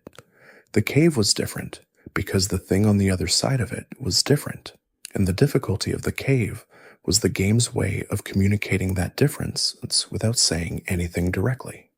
The light at the end of the Victory Road was the Pokémon League, but in a larger sense, it was the conclusion of something that had been building for the entire game, the arrival at the point that the journey had always been moving toward. The cave was the last dark before that arrival, the final period of difficulty and navigation and sustained attention before the thing that the sustained attention had been building toward became available. And the cave honored its position at the end of the journey by being genuinely difficult in ways that the earlier parts of the journey had not been, by asking for everything that the journey had built rather than accepting less. That honoring of the journey's culmination was what the best Victory Roads achieved and what the weaker ones fell short of. The caves that were too short or too simple or too easily bypassed failed not because they were poorly constructed, but because they did not ask enough of what the journey had produced. The ideal cave asked for everything, and the trainers who answered that asking, who gave the cave the attention and preparation and care that it required, arrived on the other side of it, changed by the passage in a way that the final battles honored. This is what the Victory Road has always been, not simply a cave, not simply a puzzle, not simply a set of trainer battles and wild encounters and hidden items. It has been the passage that the journey required before it could be completed, the dark through which the light of the conclusion was approached, the final demanding thing that made the arrival at what followed feel genuinely earned. The caves are quiet now, waiting for the next trainer who will press forward into the dark with a full party and a full heart and the long walk ahead of them. The boulders are in their positions. The Golbat are moving through the corridors. The legendary Pokémon is waiting in its corner of the mountain. And somewhere at the end of the passage, the Pokémon League is lit and ready and already beginning to feel like what it has always been. Thanks for watching. If these stories helped you relax, there's another video waiting on the left of your screen. You can let it play as you close your eyes. You might hear something soothing before you fall asleep again.